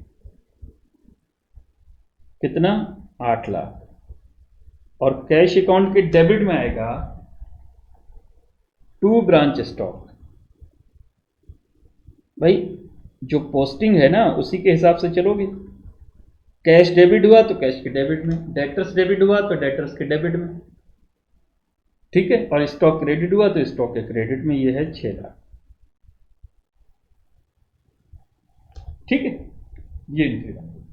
तो जब कभी भी कैश सेल होगा तो branch cash account debit to branch stock, जब क्रेडिट सेल होगा तो branch debtors account debit to branch stock. ठीक है, अच्छा नेक्स्ट क्या है? ये एंट्री तो यहां पर हमने बनाई नहीं, एंट्री बना देते हैं sale by branch, sale by branch. Entry होगी branch cash account debit 6 lakh, branch debtors account debit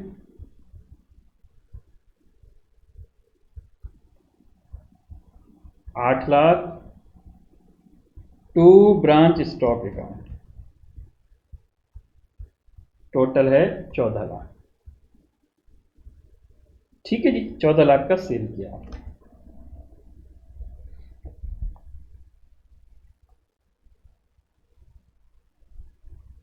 आगे बढ़ते हैं।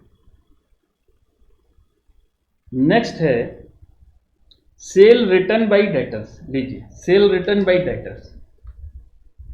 बेटा डेटर्स तो कम हो जाएंगे, और डेटर्स असेट है, असेट कम होती है तो क्रेडिट होगा। तो टू डेटर्स, डेबिट क्या होगा, क्या बढ़ेगा बोलो? सेल रिटर्न होने से क्या बढ़ेगा? स्टॉक बढ़ेगा। ब्रांच का स्टॉक बढ़ेगा, ब्रांच के डेटर्स कम हो जाएंगे, तो एंट्री क्या होगी? Branch stock account debit to branch debtors account. जब गुड्स बेचते हो क्रेडिट में तो डेटर्स डेबिट होता है, स्टॉक क्रेडिट होता है। जब वही गुड्स वापस आ जाता है तो स्टॉक डेबिट हो जाएगा, क्योंकि स्टॉक फिर बढ़ जाएगा और डेटर्स कम हो जाएंगे। तो branch stock account debit to branch debtors account. आइए, एंट्री होगी sale return by debtors.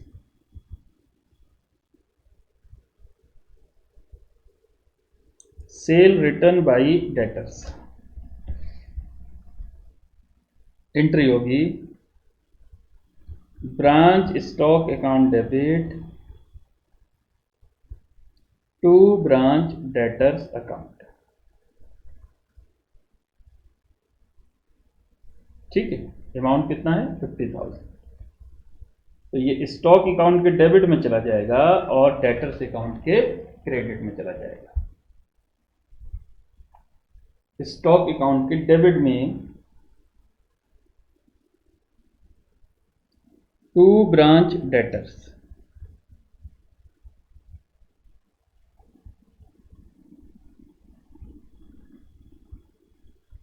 Sale return 50,000 और by branch stock sale return कितना? 50,000। ठीक है, अच्छा नेक्स्ट,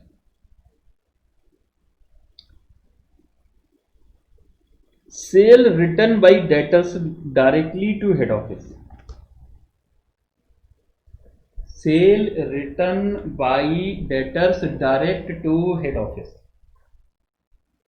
ठीक है, इसका क्या मतलब होगा? आइए देखो, ये है ब्रांच, ये है head office.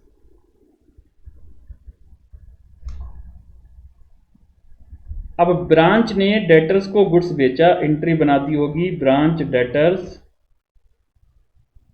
To branch stock. ये सेल करने की एंट्री होती है, ये एंट्री होती है सेल करने।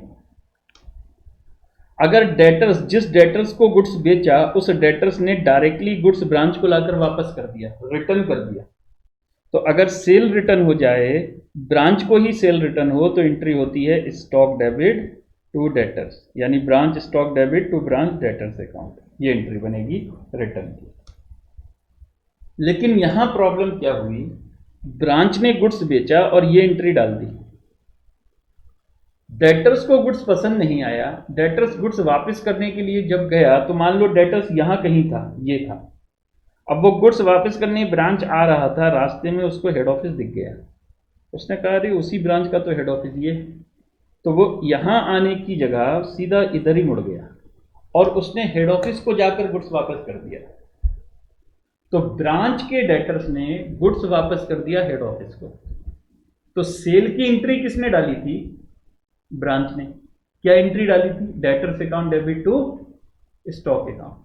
लेकिन वापस आ गया कहाँ, हेड ऑफिस में, गुड्स हेड ऑफिस में वापस आया। तो सेल रिटर्न हुआ लेकिन गुड्स ब्रांच के पास नहीं आया, गुड्स सीधे कहाँ पहुंच गया, हेड ऑफिस के पास पहुंच गया। तो बेटा जब ब्रांच के पास गुड्स नहीं आया तो क्या ब्रांच का स्टॉक बढ़ा होगा, सोचो। जब गुड्स ब्रांच के पास आया ही नहीं तो क्या ब्रांच का स्टॉक बढ़ा होगा, ब्रांच का स्टॉक तो बढ़ा नहीं होगा, ठीक है, हेड ऑफिस का स्टॉक बढ़ा होगा। तो क्या एंट्री बनेगी इसकी, तो देखो हम क्या करेंगे, हम इसमें इनडायरेक्टली सोचेंगे। इनडायरेक्टली कैसे, हम कहेंगे देखो भाई ये डेटर्स यहां से चला और यहां मुड़ गया, तो अकाउंटिंग करते टाइम हम ये नहीं सोचेंगे कि ये यहां मुड़ा था।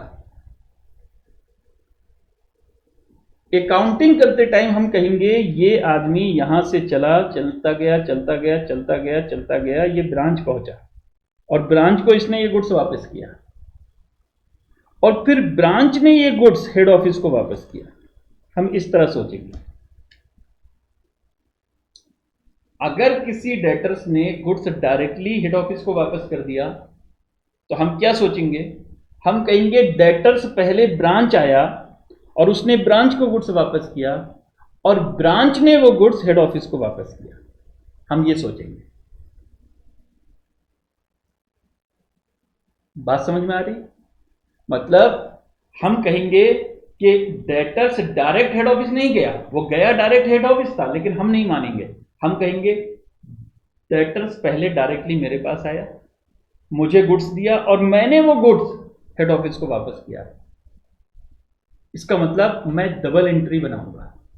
डबल एंट्री कैसे, पहले मैं कहूंगा डेटर्स मेरे पास आया, गुड्स वापस किया। जब मेरे पास आकर डेटर्स ने गुड्स वापस किया होगा तो जानते हो क्या एंट्री बनेगी, तो एंट्री बनेगी branch stock account debit to branch debtors account. ये एंट्री बनेगी, ये एंट्री बनेगी,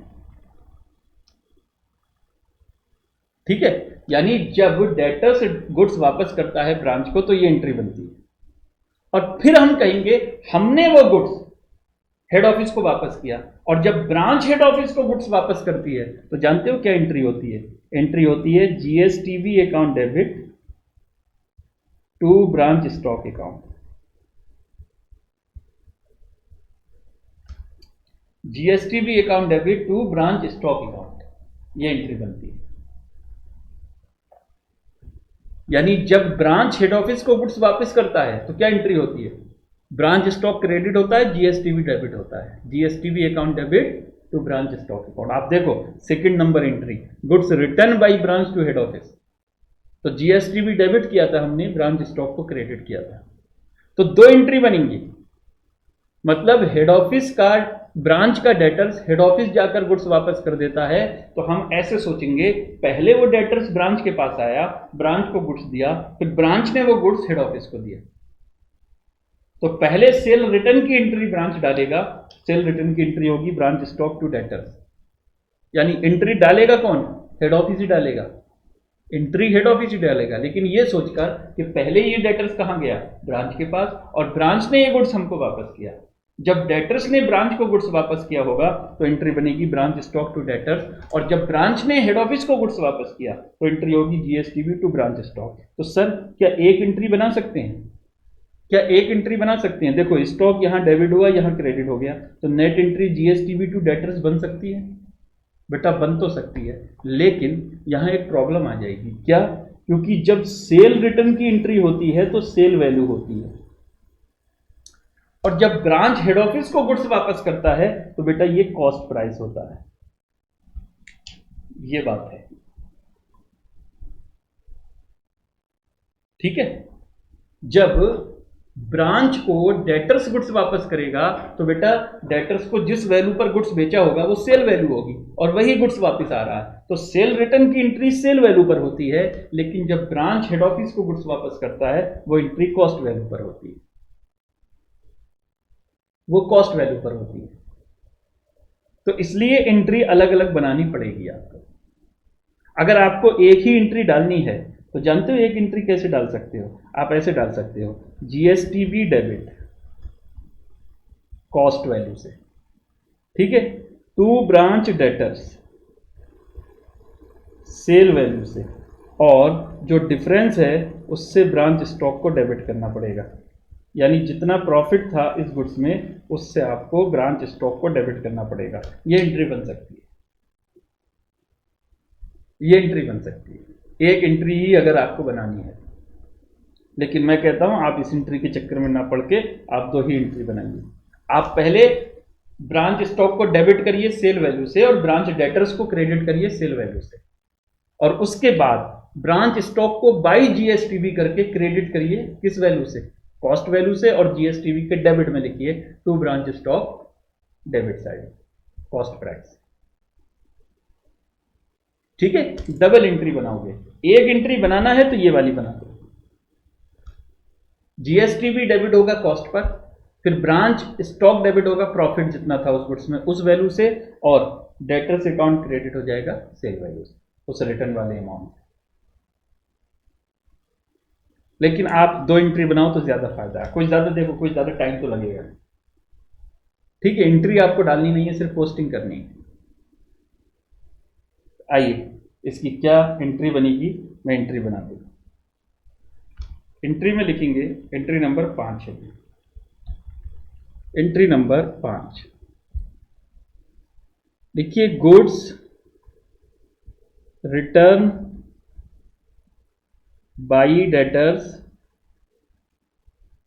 direct to head office.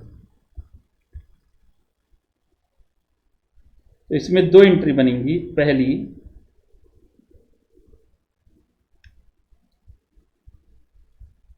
Branch stock account debit to branch debtors account,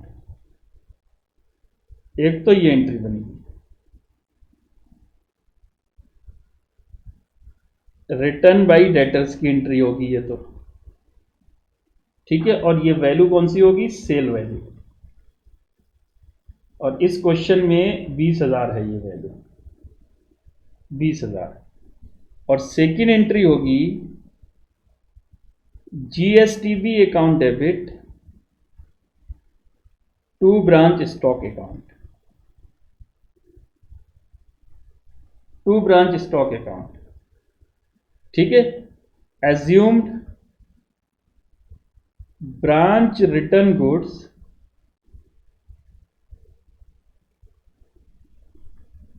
to head office, और ये एंट्री होगी कॉस्ट वैल्यू से।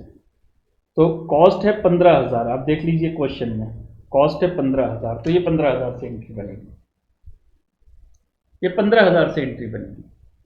तो आप अगर नेट देखें तो देखिए क्या हो रहा है, स्टॉक डेबिट हो रहा है 20 से, क्रेडिट हो रहा है 15 से। तो एक तरीके से देखा जाए स्टॉक जो है वो डेबिट हो रहा है कितने से जानते हो, 5,000 से। 5,000 से मतलब मैं और करके बोल देता हूं, अगर एक ही एंट्री डालनी है, और अगर सिंगल एंट्री ही डालनी है आपको, अगर आपको सिंगल एंट्री बनानी है, दो एंट्री नहीं बनानी, तो देखो स्टॉक यहां क्रेडिट हुआ 20 से, यहां डेबिट हुआ 20 से, क्रेडिट हो गया 15 से, तो डेबिट हो जाएगा। अच्छा, जीएसटी भी डेबिट हुआ कितने से, 15 से, और डेटर्स देखिए क्रेडिट हुआ है कितने से, 20 से। तो आप एक ही एंट्री भी डाल सकते हो, वो ये बनेगी। तो उस केस में आपको क्या करना पड़ेगा, अगर एक ही एंट्री डालते हो तो आप क्या करोगे, डेटर्स अकाउंट के क्रेडिट में लिखोगे by GSTV and branch stock, दोनों करके लिखोगे 20,000। फिर ब्रांच स्टॉक के डेबिट में लिखोगे टू ब्रांच डेटर्स 5,000, और जीएसटीवी के डेबिट में लिखोगे to branch stock, sorry to branch debtors 15,000, अगर एक एंट्री डालोगे तो,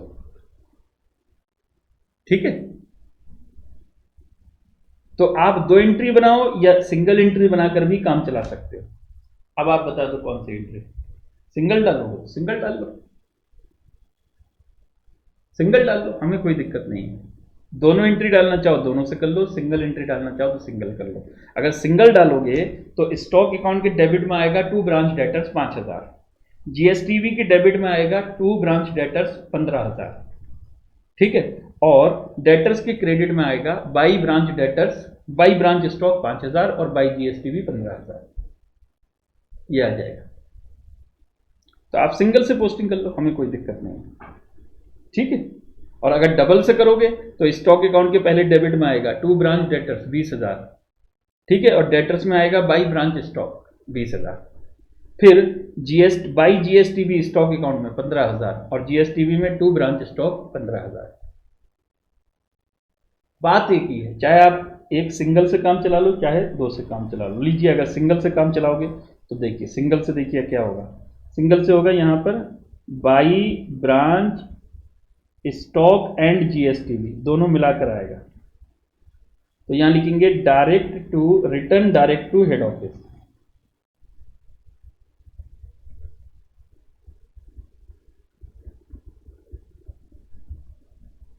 return direct to head office कितना 20,000। अच्छा, उसके बाद स्टॉक अकाउंट में आ जाएगा टू ब्रांच डेटर्स, ये होगा profit on goods return direct to head office, ठीक है 5,000। और जीएसटीवी में आएगा टू ब्रांच डेटर्स,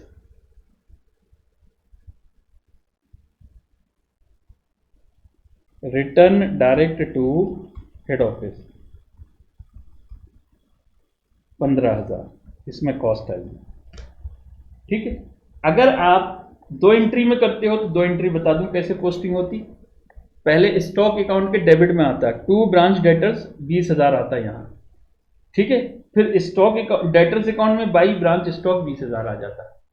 फिर दूसरी एंट्री होती जीएसटीवी टू ब्रांच स्टॉक, तो यहां आ जाता बाई जीएसटीवी 15,000 और जीएसटीवी के डेबिट में आ जाता टू ब्रांच स्टॉक 15,000। बात वही होती, ठीक है। एक एंट्री से करो चाहे दो एंट्री से करो, उससे हमें कोई लेना देना नहीं। अच्छा, नेक्स्ट क्या है? नेक्स्ट है बेटा कैश रिसीव्ड फ्रॉम डेटर्स। लीजिए डेटर्स से कैश मिला, तो डेटर्स से कैश मिलने की नॉर्मल एंट्री क्या होती है? Cash account debit to debtors. तो यहां पर branch cash account debit to branch debtors, सीधी सी एंट्री बनेगी, branch cash account debit to branch debtors. आइए मैं एंट्री लिख दूं पहले यहां पर 6 में cash received from branch debtors,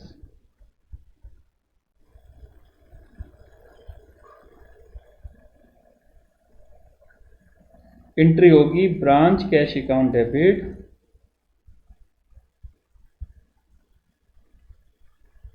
to branch debtors account. Branch cash account debit to branch debtors account 4.5 lakh, 4.5 lakh branch cash के डेबिट में आ जाएगा टू ब्रांच डेटर्स 450 और ब्रांच डेटर्स के क्रेडिट में आ जाएगा बाई ब्रांच कैश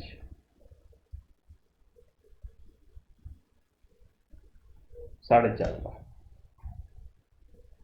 ठीक। ये हो गया। अच्छा, नेक्स्ट है बेटा बैड डेट्स डिस्काउंट। इन दोनों का सेम ट्रीटमेंट होगा, यानी डेटर्स से रिलेटेड जो भी लॉसेस होते हैं, चाहे वो बैड डेट्स हो, चाहे डिस्काउंट हो, चाहे अलाउंसेस नाम से हो, कुछ भी हो।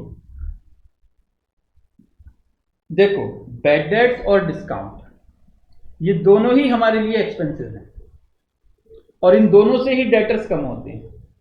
तो हम ना तो कोई बैड डेट्स अकाउंट खोलेंगे ना ही हम डिस्काउंट अकाउंट खोलते हैं, हम इनकी जगह सीधा इसको एक्सपेंसेस में ले जाकर डेबिट कर देते हैं। तो हम एंट्री बनाते हैं ब्रांच एक्सपेंसेस अकाउंट डेबिट, और इन दोनों चीजों से डेटर्स कम होते हैं, तो टू ब्रांच डेटर्स अकाउंट। तो ये बात ध्यान रखेंगे, जब कभी भी बैड डेट्स होगा तो हम bad debts to debtors entry नहीं बनाएंगे, हम बनाएंगे branch expenses to debtors. Discount की भी एंट्री बनेगी ब्रांच एक्सपेंसेस टू डेटर्स। ठीक है, तो इसकी एंट्री क्या होगी, 7th की, discount allowed and bad debts. इससे एक्सपेंसेस अकाउंट डेबिट होगा, क्योंकि हम देखो ना डिस्काउंट अकाउंट खोलेंगे, अब कहाँ तक अकाउंट खोलते रहेंगे। अगर हम सैलरी पे करें, अगर हम रेंट पे करें, तो हम किसी का अकाउंट नहीं खोलते। हेड ऑफिस ब्रांच के एक्सपेंसेस के लिए सिर्फ एक ही अकाउंट खोलता है, ब्रांच एक्सपेंसेस। अलग अलग एक्सपेंसेस अकाउंट नहीं खोलता। कहाँ तक खोलते रहोगे, कन्वेंस है, रिक्शे वाले का चार्ज, ये सब अलग अलग नहीं खोलेंगे। ठीक है, तो ब्रांच एक्सपेंसेस अकाउंट डेबिट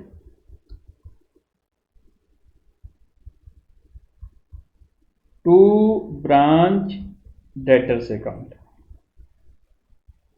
अच्छा, अमाउंट कितना है वो देख लो जरा एक बार। अमाउंट है 10,000 और 5,000, 15,000, दोनों मिलाकर 15,000। 10 + 5। अच्छा, इसकी एंट्री क्या होगी बेटा, ब्रांच एक्सपेंसेस अकाउंट के डेबिट में आ जाएगा टू ब्रांच डेटर्स, और ब्रांच डेटर्स के क्रेडिट साइड में आ जाएगा by branch expenses.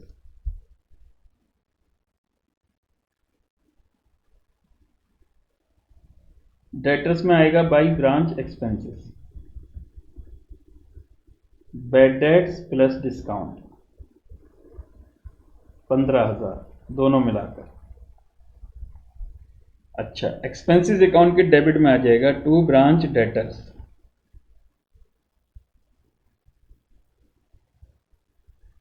Discount plus bad debts 15,000, ये हो गया। ठीक है,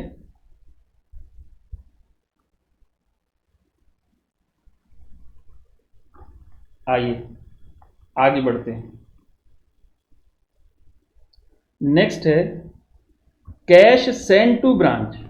ब्रांच ने, हेड ऑफिस ने ब्रांच को कैश भेजा, हेड ऑफिस ने ब्रांच को कैश भेजा, तो ब्रांच का कैश बढ़ेगा, तो branch cash account debit, head office का अपना कैश कम हो जाएगा, तो head office to cash account लिख देगा, या हम पहचानने के लिए टू एचओ कैश लिख देंगे, HO cash.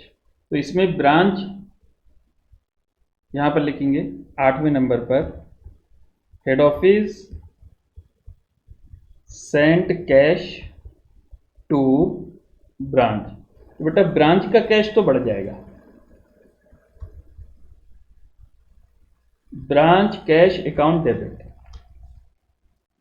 To head office का अपना कैश कम हो जाएगा, तो हम एचओ कैश, सिर्फ पहचानने के लिए भैया ये एचओ का कैश है, वैसे एचओ कैश नहीं लिखा जाता, टू कैश अकाउंट लिखते हैं, क्योंकि हेड ऑफिस का अपना कैश अकाउंट होगा, तो वो टू कैश लिखेगा। हम यहाँ पर एचओ कैश लिख देते हैं, क्योंकि दो कैश हो जाएंगे ना, ब्रांच कैश, तो ये कैश कौन सा क्रेडिट किया, ये एचओ का कैश है, तो एचओ कैश।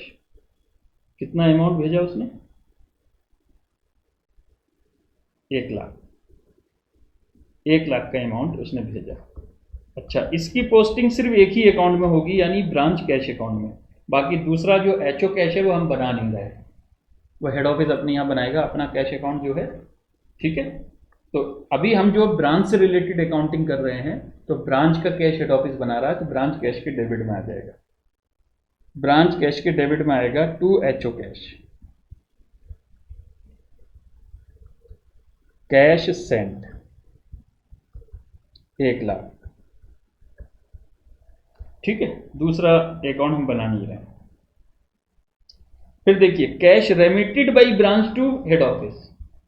अब हेड ऑफिस को ब्रांच ने कैश भेजा, तो हेड ऑफिस का अपना कैश बढ़ जाएगा, ब्रांच का कैश कम हो जाएगा, तो एंट्री क्या होगी, HO cash account debit to branch cash account. Normal entry है बिल्कुल, HO cash account debit to branch cash account. ठीक है, तो एंट्री में होगा, अमाउंट कितना है, अमाउंट है 580। 9th एंट्री होगी ब्रांच रेमिटेड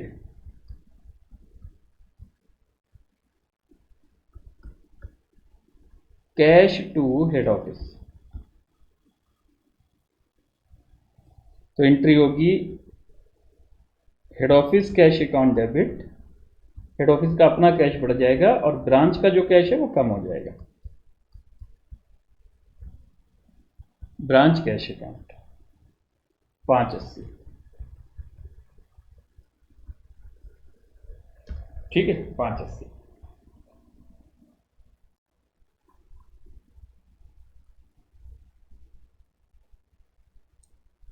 इसको ब्रांच कैश में लिख देंगे बाई एचओ कैश।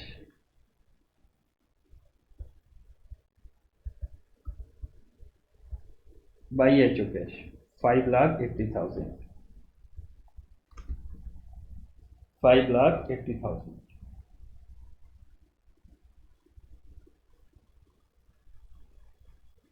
ठीक है। अच्छा,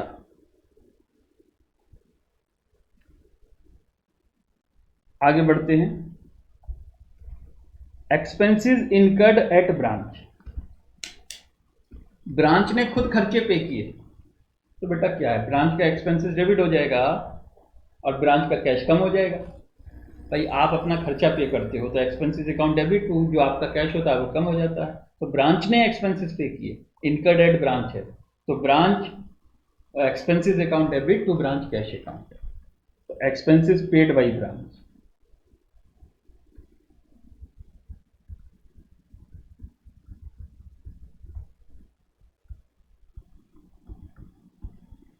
expenses paid by branch, entry होगी ब्रांच एक्सपेंसेस अकाउंट डेबिट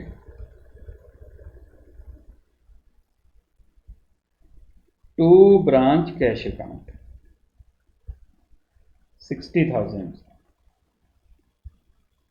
और इसकी एक तो पोस्टिंग होगी एक्सपेंसेस अकाउंट के डेबिट में और दूसरा पोस्टिंग होगा ब्रांच कैश अकाउंट के क्रेडिट में। ठीक है, कैश अकाउंट के क्रेडिट में। तो आइए एक्सपेंसेस अकाउंट के डेबिट में टू ब्रांच कैश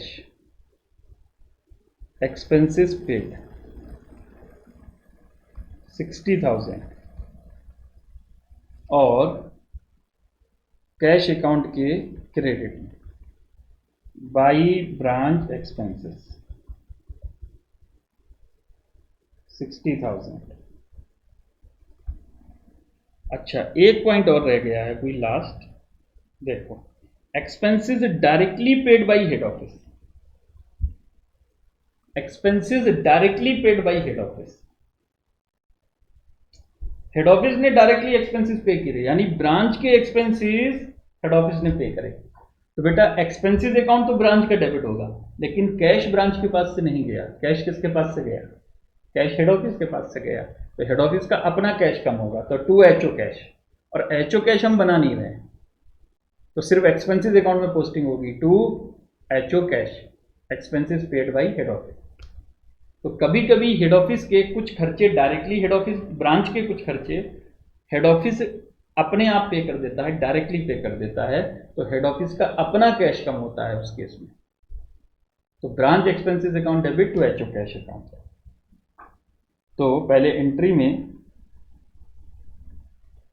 11 नंबर expenses paid by, expenses directly paid by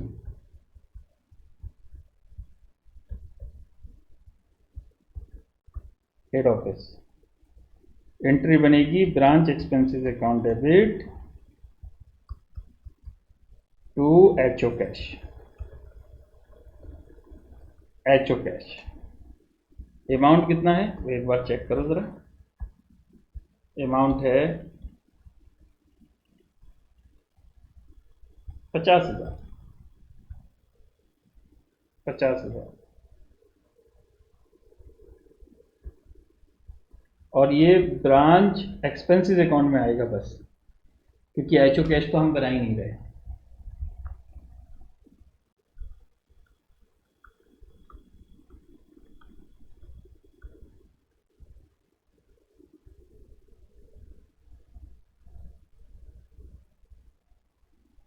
two HO cash expenses paid by head office 50,000। ठीक है, तो सारे ट्रांजैक्शन लगभग लगभग मैंने कवर कर लिए इस क्वेश्चन में। अभी कुछ रह गए हैं, जैसे गुड्स का लॉस्ट हो गया, एबनॉर्मल लॉस हो गया, ठीक है, और कोई इंश्योरेंस क्लेम मिला एबनॉर्मल लॉस की वजह से, नॉर्मल लॉस हो गया, तब क्या होगा। तो ये सब हम आगे पढ़ेंगे। ये कुछ स्पेशल कैरेक्टर ऑफ ट्रांजैक्शंस हैं, स्पेशल कैटेगरी के ट्रांजैक्शंस हैं, तो इसको आगे पढ़ेंगे। नॉर्मल ट्रांजैक्शन लगभग मैंने ज़्यादातर कवर कर लिए जो हो सकते हैं आपके। अच्छा, अब जरा बैलेंस देखते हैं। पहले कुछ बैलेंस दे रखे हैं। एक स्टॉक का बैलेंस दे रखा है क्लोजिंग। तो स्टॉक का बैलेंस जो दे रखा है बेटा, वो बाई बैलेंस सीडी करके यहां पर लिख दो। बाई बैलेंस सीडी जो गिवन है वो लिख दो यहां। गिवन कितना है, 220।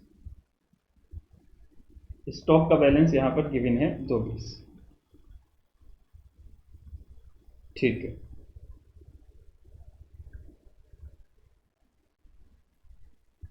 डेटर्स के बैलेंस पे क्वेश्चन मार्क लगा हुआ है और कैश के बैलेंस पर क्वेश्चन मार्क लगा हुआ है।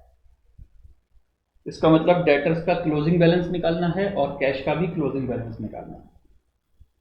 ठीक है, पहले मैं कुछ अकाउंट के बैलेंस बता दूं। मैं अभी डेटर्स, स्टॉक, डेटर्स और कैश को छोड़ता हूं। मैं पहले कुछ और जो छोटे छोटे अकाउंट हैं वो कैसे बंद होते हैं उनके बारे में बता दूं। जीएसटीवी अकाउंट को जब आप बंद करोगे बेटा, तो इसका बैलेंस जाता है परचेज में। हमेशा हमेशा यहां पर टू परचेज होगा, क्योंकि जीएसटीवी आया ही कहां से है, परचेज से। जब गुड्स आप सोचते हो कि ब्रांच को भेजना है, तो जितना गुड्स भेजना है वो परचेज से निकालकर जीएसटीवी में डेबिट कर देते हो और परचेज को क्रेडिट करते हो। तो इसलिए यहां पर जीएसटीवी का जब भी बैलेंस आएगा हमेशा परचेज आएगा। तो कितना आएगा, 10 लाख में से 1,20 गया, कितना बचा, 880। 880 में से 15 गया तो 8,65,000। लीजिए, ये जीएसटीवी का बैलेंस है। एक्सपेंसेस का बैलेंस हमेशा पीएनएल के डेबिट में जाता है। एक्सपेंसेस का जो भी बैलेंस होता है वो हमेशा पीएनएल के डेबिट में चला जाता है। ठीक है, तो एक्सपेंसेस का जो भी बैलेंस होगा, 15,000 और 60, 75, 75 और 50, 125, तो by profit and loss account. Expenses account का बैलेंस हमेशा उठाकर पीएनएल में भेज देना है। ठीक है, एक्सपेंसेस के बैलेंस जाते ही पीएनएल में, आप सबको पता है।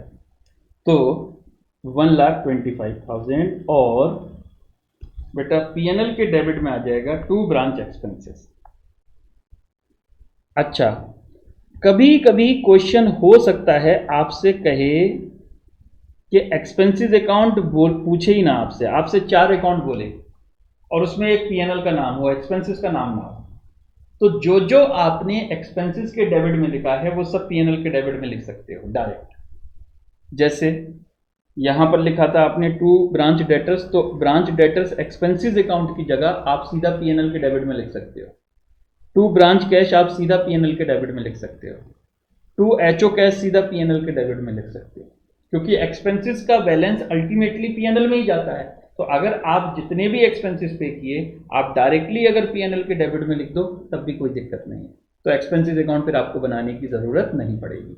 तो ये तभी होगा जब हमें एक्सपेंसेस अकाउंट बनाना ही नहीं है। हमको साफ साफ दिख रहा है कि हमें एक्सपेंसेस अकाउंट नहीं बनाना। लेकिन अगर नेसेसरी अकाउंट बनाने के लिए बोलेगा, नेसेसरी लेजर अकाउंट बनाने के लिए बोलेगा, तो उसमें एक्सपेंसेस अकाउंट भी फिर बनेगा और उसके बैलेंस को फिर एक्सपेंसेस में ट्रांसफर करेंगे। ठीक है, तो एक्सपेंसेस अकाउंट बंद हो गया, जीएसटीवी अकाउंट बंद हो गया। आइए अब आते हैं हम इन 3 अकाउंट पर। स्टॉक का तो बेटा देखो क्या है, स्टॉक का क्लोजिंग बैलेंस दे रखा है। आपको पता है स्टॉक अकाउंट क्या है यहां पर? Stock account is just like trading account. Trading account बनाते थे ना आप, to opening stock, to purchase, ठीक है, टू डायरेक्ट एक्सपेंसेस, फिर by sale, by closing stock, ये सब लिखते थे ना। समझ लीजिए बिल्कुल सेम है ये। कैसे? देखो, ओपनिंग स्टॉक, परचेज की जगह जीएसटी भी लिखा हुआ है, फिर देखिए सेल लिखा हुआ है, फिर क्लोजिंग स्टॉक। अच्छा ये क्या है, ये देखो बाई जीएसटीवी जो लिखा हुआ है ये एक तरीके से है परचेज रिटर्न। भाई आपने गुड्स परचेज किया, उसमें से कुछ वापस कर दिया, तो हेड ऑफिस से जो गुड्स मिला उसको लिखेंगे परचेज की तरह टू जीएसटीवी, और उसमें से जो वापस किया वो हमने क्रेडिट में लिखा है, तो ये परचेज रिटर्न है। और यहां पर ये दोनों देखो, ये दोनों क्या है, सेल रिटर्न। सेल में से घटाते थे सेल रिटर्न, तो हमने यहां पर सेल में से डायरेक्ट ना घटाकर डेबिट साइड में लिख दिया है, तो वो सेल में से घट ही गया एक तरीके से, है ना। तो stock account is just like a trading account. ये कॉस्ट पर है, ये कॉस्ट पर है, ये कॉस्ट पर है, ये कॉस्ट पर है, ये सेल वैल्यू पर है, ये भी सेल वैल्यू पर है। तो सेल में से सेल रिटर्न जो है वो सेल वैल्यू में से माइनस होती है। तो बेटा इस पर जो यहां पर बैलेंस निकल कर आएगा वो by two branch PNL account, यानी ये जीपी निकल कर आता है, जीपी बैलेंसिंग फिगर जीपी निकल कर आता है।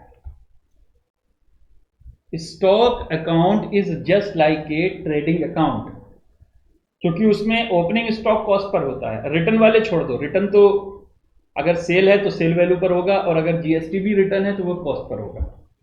बाकी ओपनिंग स्टॉक कॉस्ट पर, जीएसटीवी कॉस्ट पर, क्लोजिंग स्टॉक कॉस्ट पर, सेल वैल्यू पर। तो बेटा बैलेंसिंग फिगर क्या आएगा, प्रॉफिट ही तो आएगा।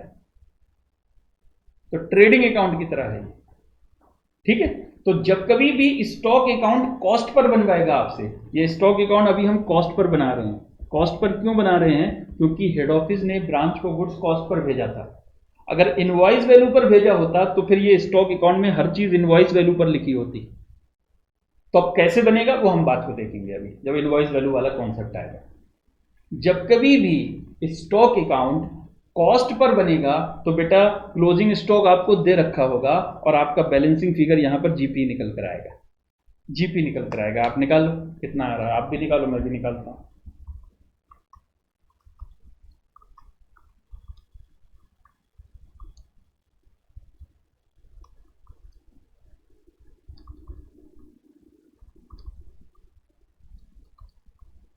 कितना आ रहा है बोल, 535, हाँ मेरा भी यही आ रहा है, 535। दिस इज जीपी, यानी टू पीएनएल, पीएनएल में चला जाएगा ये जीपी।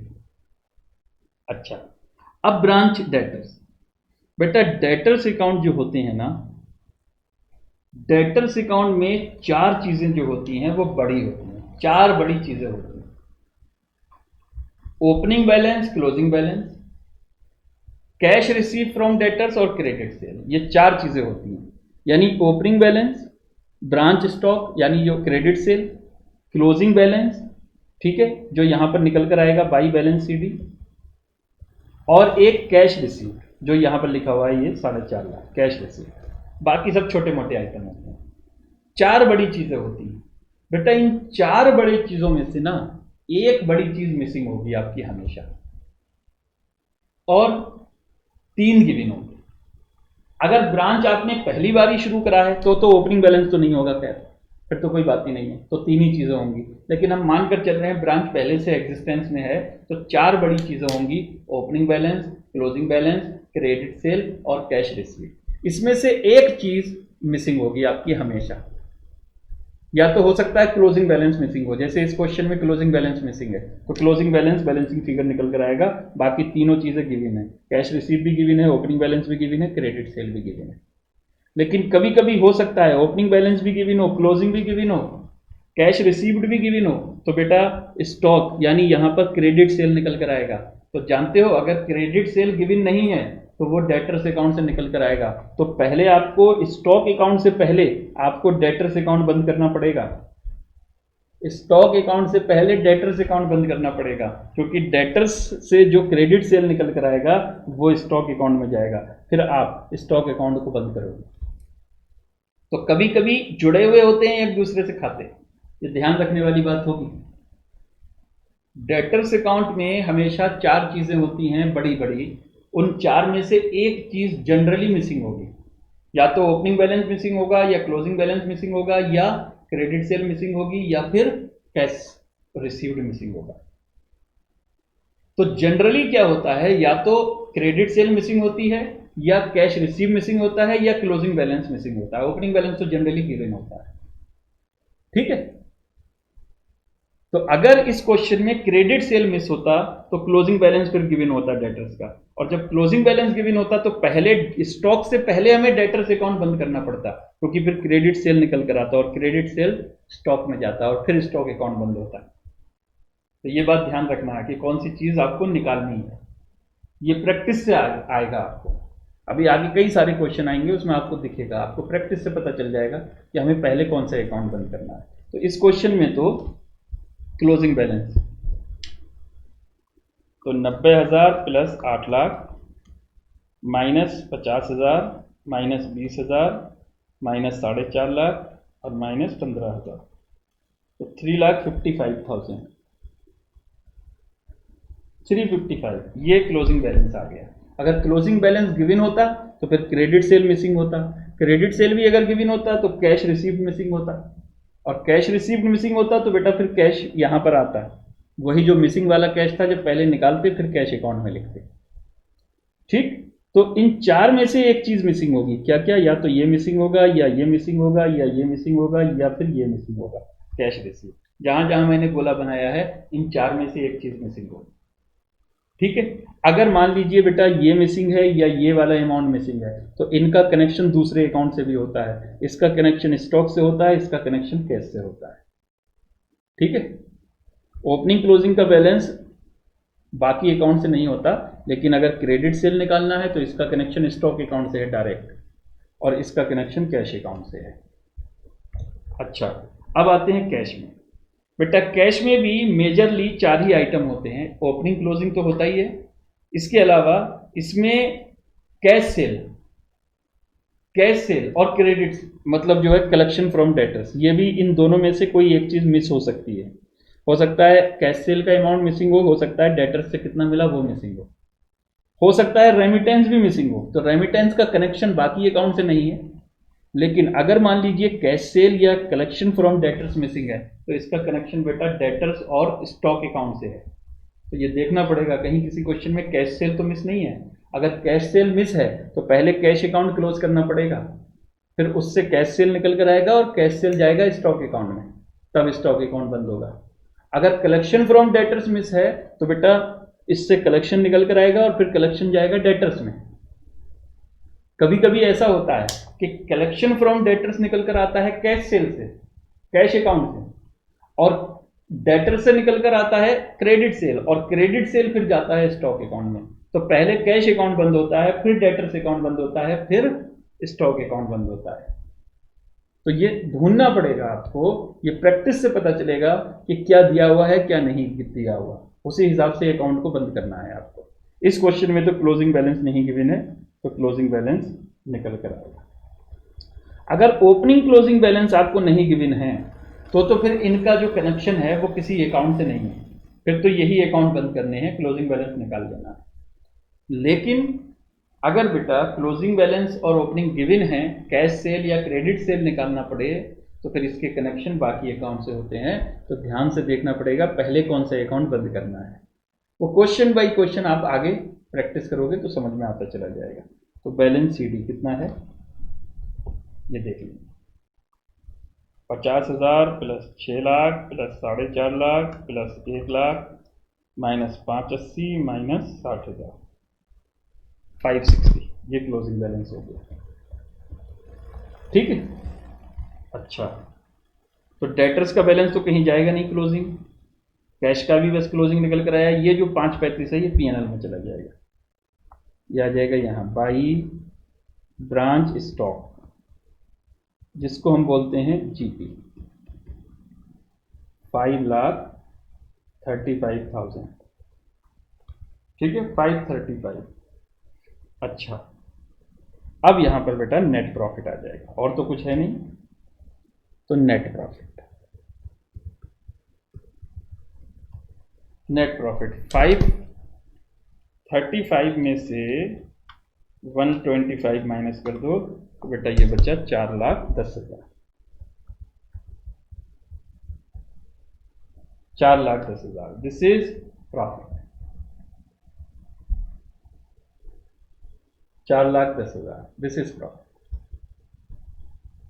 ठीक है, तो स्टॉक अकाउंट से जीपी निकल कर आएगा, डेटर से क्या निकल कर आता है सिचुएशन पर डिपेंड करेगा, कैसे क्या निकल कर आता है सिचुएशन पर डिपेंड करेगा। जीएसटीवी का बैलेंस हमेशा परचेज में ट्रांसफर होगा, एक्सपेंसेस का बैलेंस हमेशा पीएनएल में ट्रांसफर होगा, और पीएनएल से हमेशा नेट प्रॉफिट निकल कर आएगा। तो मेन तौर पर जो ध्यान रखने की जरूरत है वो रखने की जरूरत है डेटर्स और कैश में, कि इनसे कुछ बैलेंसेस निकल सकते हैं जिसका कनेक्शन स्टॉक से हो सकता है। तो पहले इसमें केयरफुल रहना पड़ेगा कौन सा अकाउंट पहले बंद करना है। ठीक है, जैसे सिंगल एंट्री में पढ़ते थे उसमें भी तो यही था कि एक अकाउंट का कनेक्शन दूसरे अकाउंट से होता था, एक से बैलेंस निकलकर दूसरे में ट्रांसफर होता था। ठीक है, तो ये बेटा स्टॉक एंड डेटर सिस्टम का पूरा कॉन्सेप्ट था। हम क्वेश्चन करेंगे इस पर अभी। आइए जरा एक क्वेश्चन करते हैं। आप लोग अपनी अपनी बुक खोलिए।